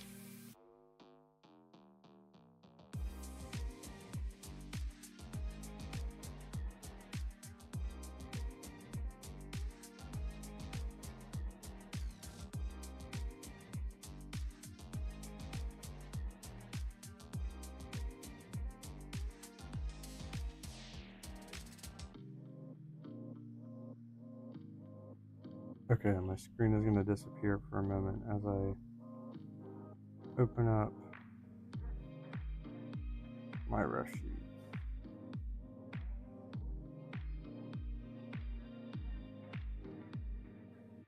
Oops.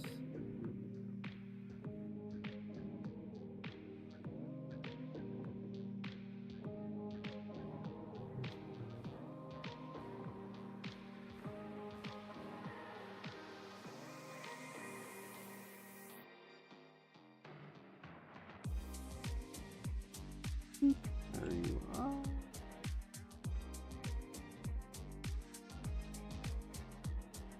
This one's a different place.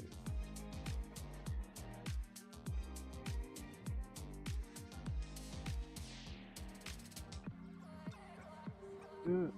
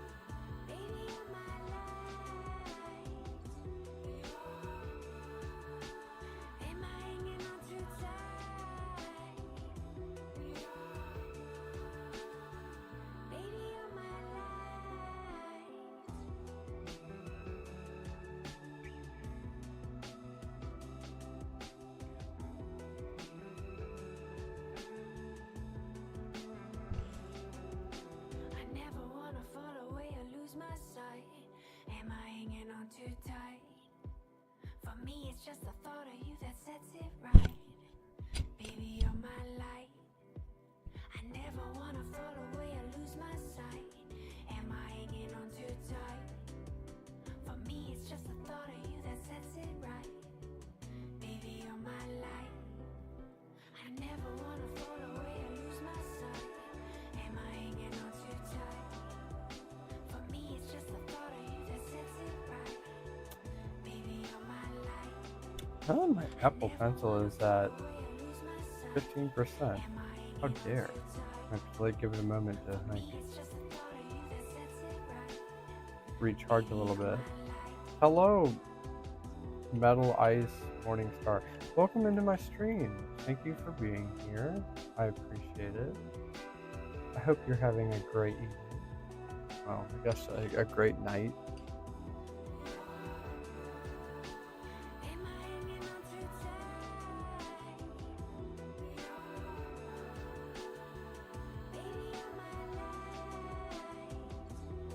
Welcome into my stream. Thank you for being here. I feel like I've already said that. Huh. It has been a great vibe, for real.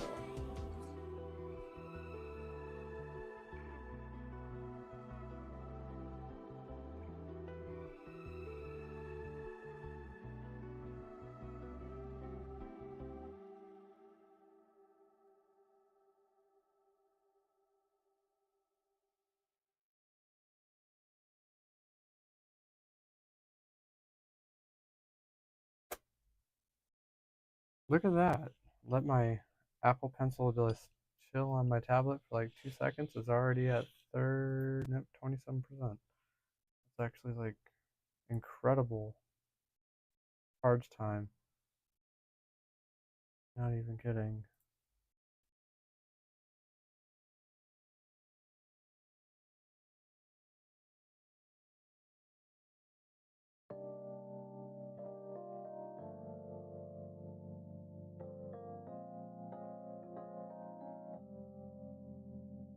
Okay. I'm moving on to the fun stuff. I'm actually like, surprisingly, I'm not that far away from finishing this. I still got a little bit to do, but like not a whole lot.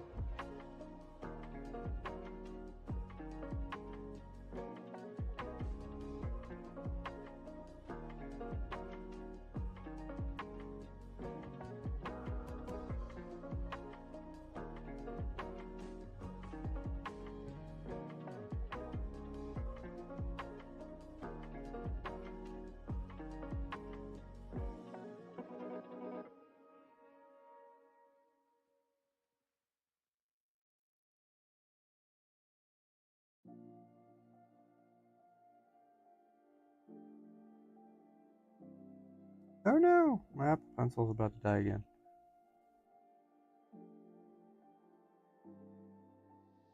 We need not worry. It takes moments to charge. Super happy with that.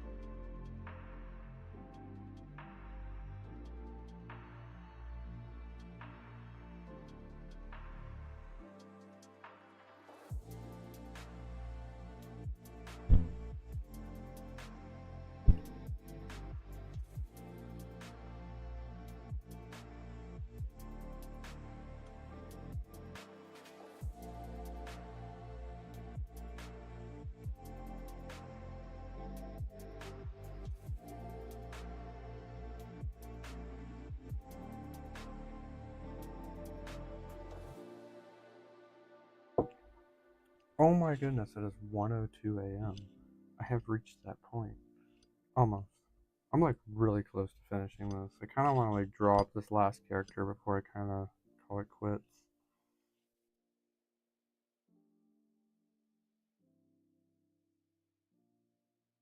Oh, these streams go by way too fast, I swear. It's almost too much. Woo.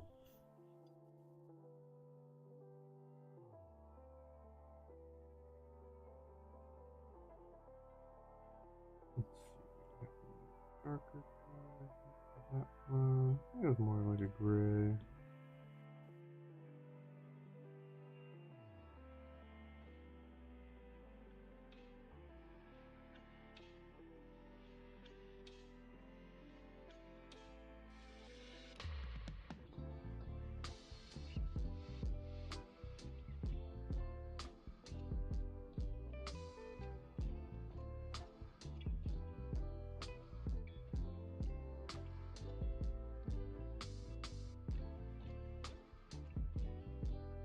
There we go.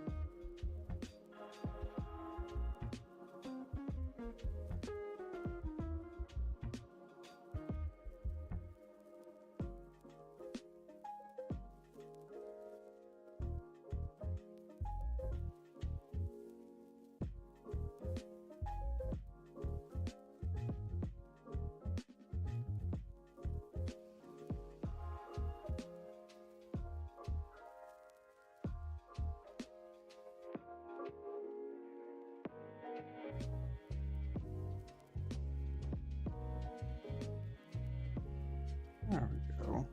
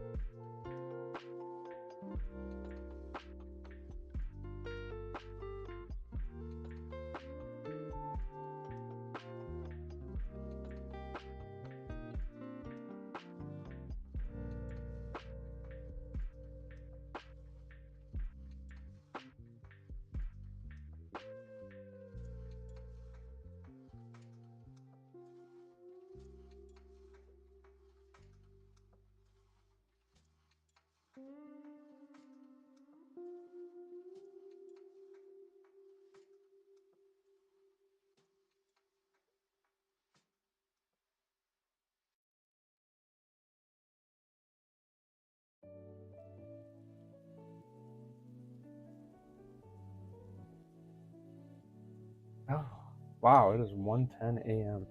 That's cray sauce. Like, for real? I didn't think I'd be going this far. I aim for 12. I need to just stop saying I'm aim for 12 because I think that's just like the what do they call that? The nail in the coffin. Gets me every time. Oh, well, hello, Metal Ice Morningstar. I am drawing furry artwork at this wonderful 1:10 a.m. in the morning. This is like the part where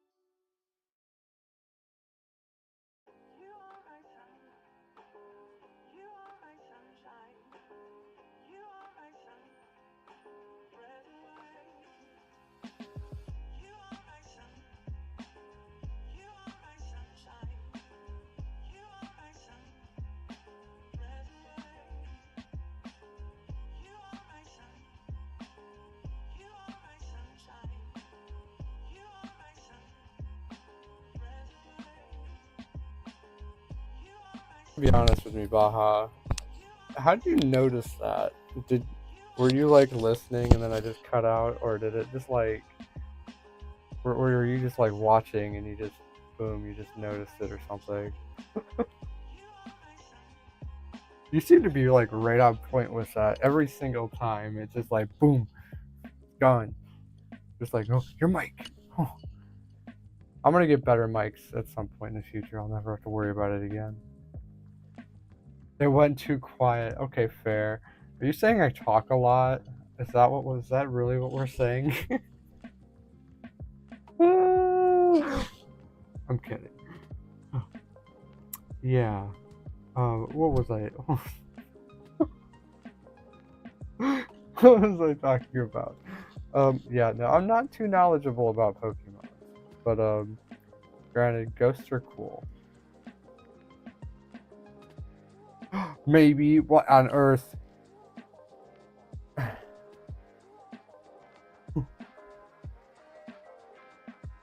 Rude, rude. Just saying, rude. All right, this is the part where I update the the level of hard here. Words are very hard to come up with right now at this late hour. I'm upping my difficulty level. I'm drawing with my forepaws now. Just kidding. It's like physically impossible. I can't do that.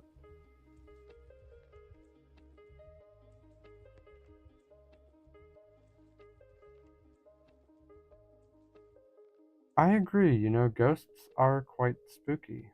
Like, I mean, ghosts are quite scary.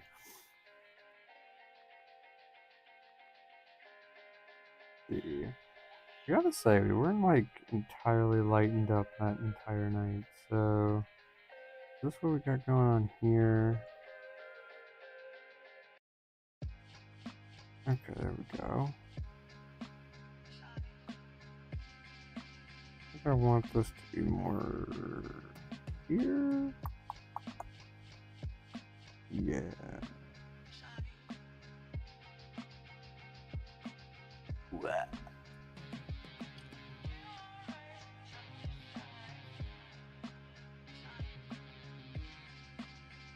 Yeah, I'm really surprised too. Like, again, usually I gotta try better next time. I usually try to end these streams by like at least 12, or I mean at least 1 o'clock on the dot. But like the past several streams, that has just not been the case. And the worst part is like I always start off with, all right, I'm gonna try to end this stream by like by 12. I feel like that's literally the nail in the coffin for me. But granted, it's such a fun vibe. Like I never really wanted to end to begin with.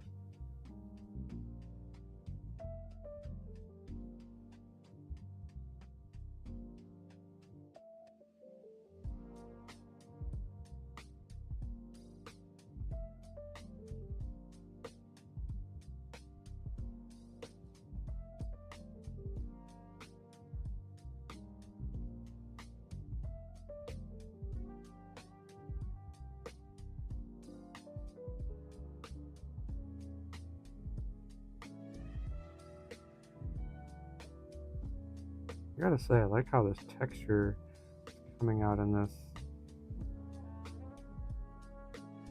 character here.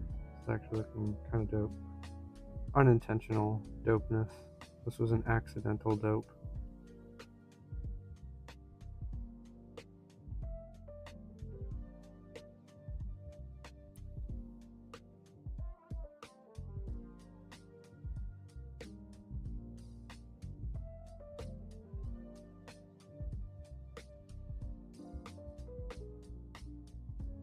Okay, boom.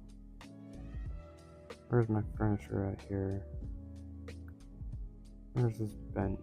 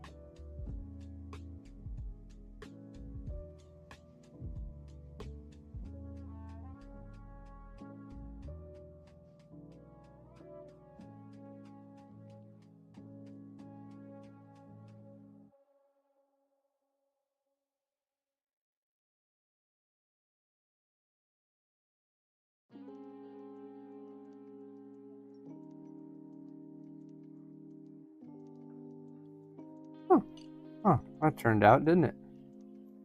Again, I feel like the last few streams I've like managed to get finished with like any of my paintings by at least 1:20 in the morning. Oh, what a new score! I swear, I really got to aim for 12 next time. I'm doing it. Oh, I got so much stuff I got to get done today too. Oh no, what am I doing to myself? So many vibes. All right, this is actually looking really cool. I'm happy with how this turned out. For real. At first I was like, oh, it might be okay. And then I was like, oh, alright, well, it's kind of looking like it. And then all of a sudden now it's looking like really nice. Now I'm just mumbling because it's 1:20 in the morning.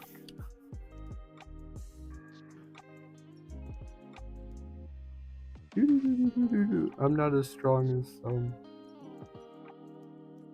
Alright, what I do gotta do though is this. Oh, you did not just type a bagel.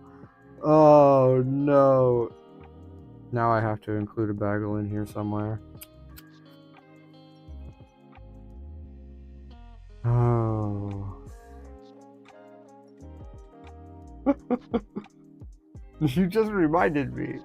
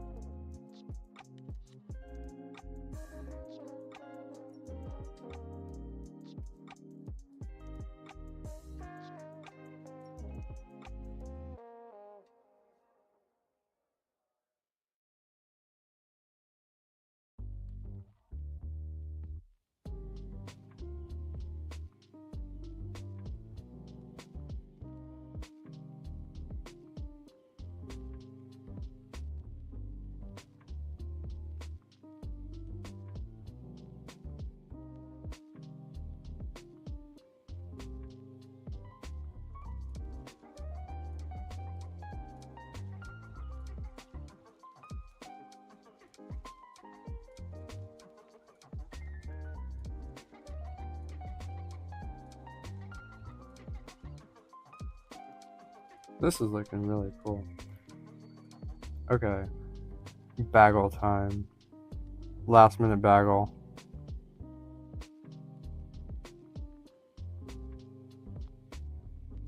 I'm gonna put it right here on the table.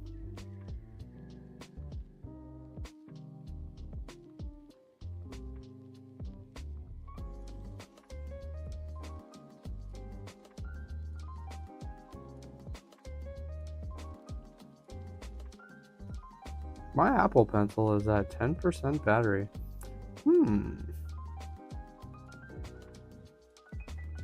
Will we be able to make the bagel tonight? I don't know.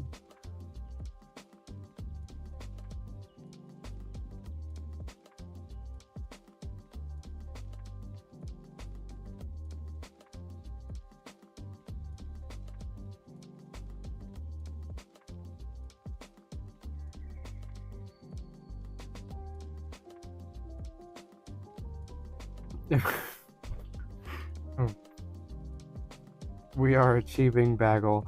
I'm super happy.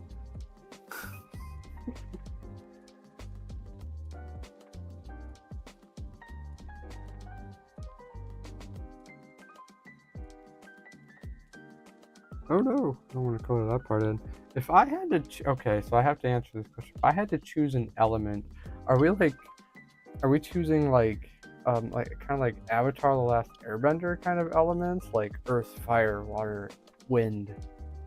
Wait, no, air. If I had to choose an element, oh, that's a good one. That's a good one.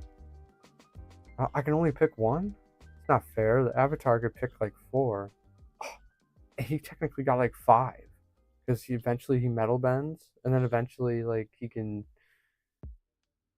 do so much more. What else can he do? He take people's powers away? Like, he gets so many elements. How come I only just get one? What the heck?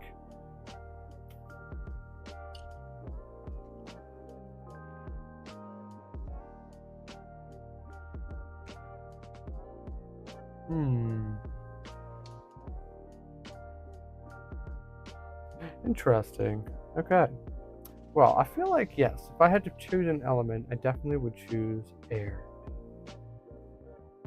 I think so, yes. Air seems cool. I mean, I kind of want to choose water because water is like, also really cool. Fire's also really awesome, but I'm leaning more towards water and air. I feel like air would be really cool because then you could fly technically. I think I'm overthinking.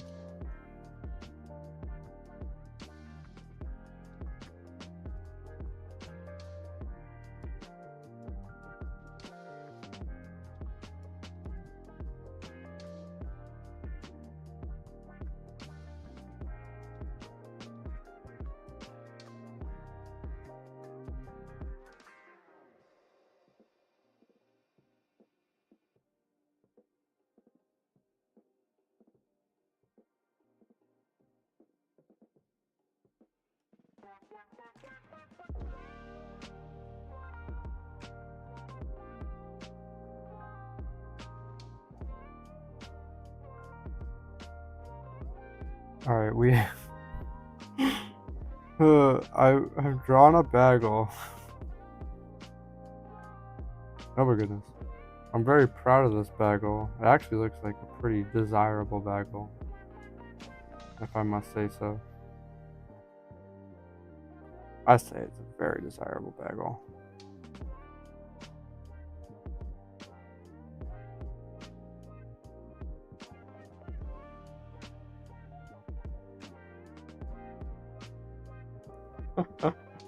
It bagels.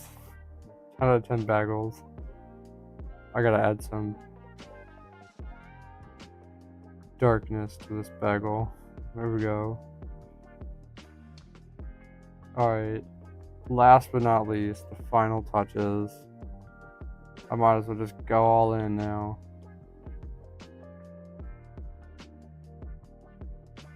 I've outdone myself.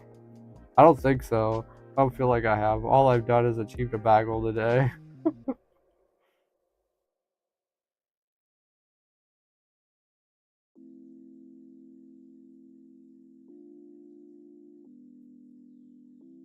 There we go. Bagelin.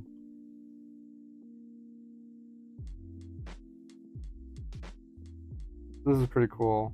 I think this turned out 10 out of 10 an accident too. Like, did I expect this to go this well? I mean, I never do. Did this actually turn out? I don't know. Did it? Does it look adequate? I can't be the judge of my own art. I say I got some things I could work on personally, but I always got something I can work on.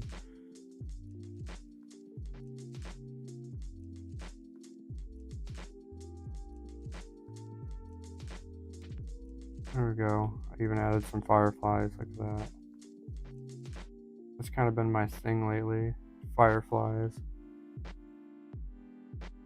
Thank you, Baha. You're so kind. Thank you for being nice to me and telling me my art is nice.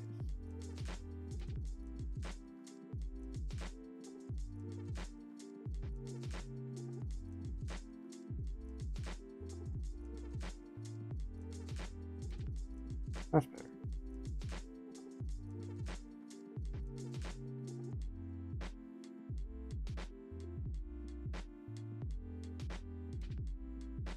Alright, this is pretty cool.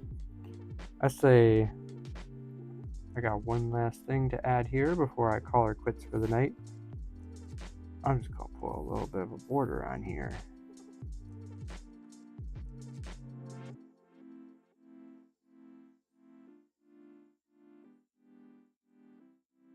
Oh no, watch this like crash. Watch me drawing this one border. Like, crash the whole thing.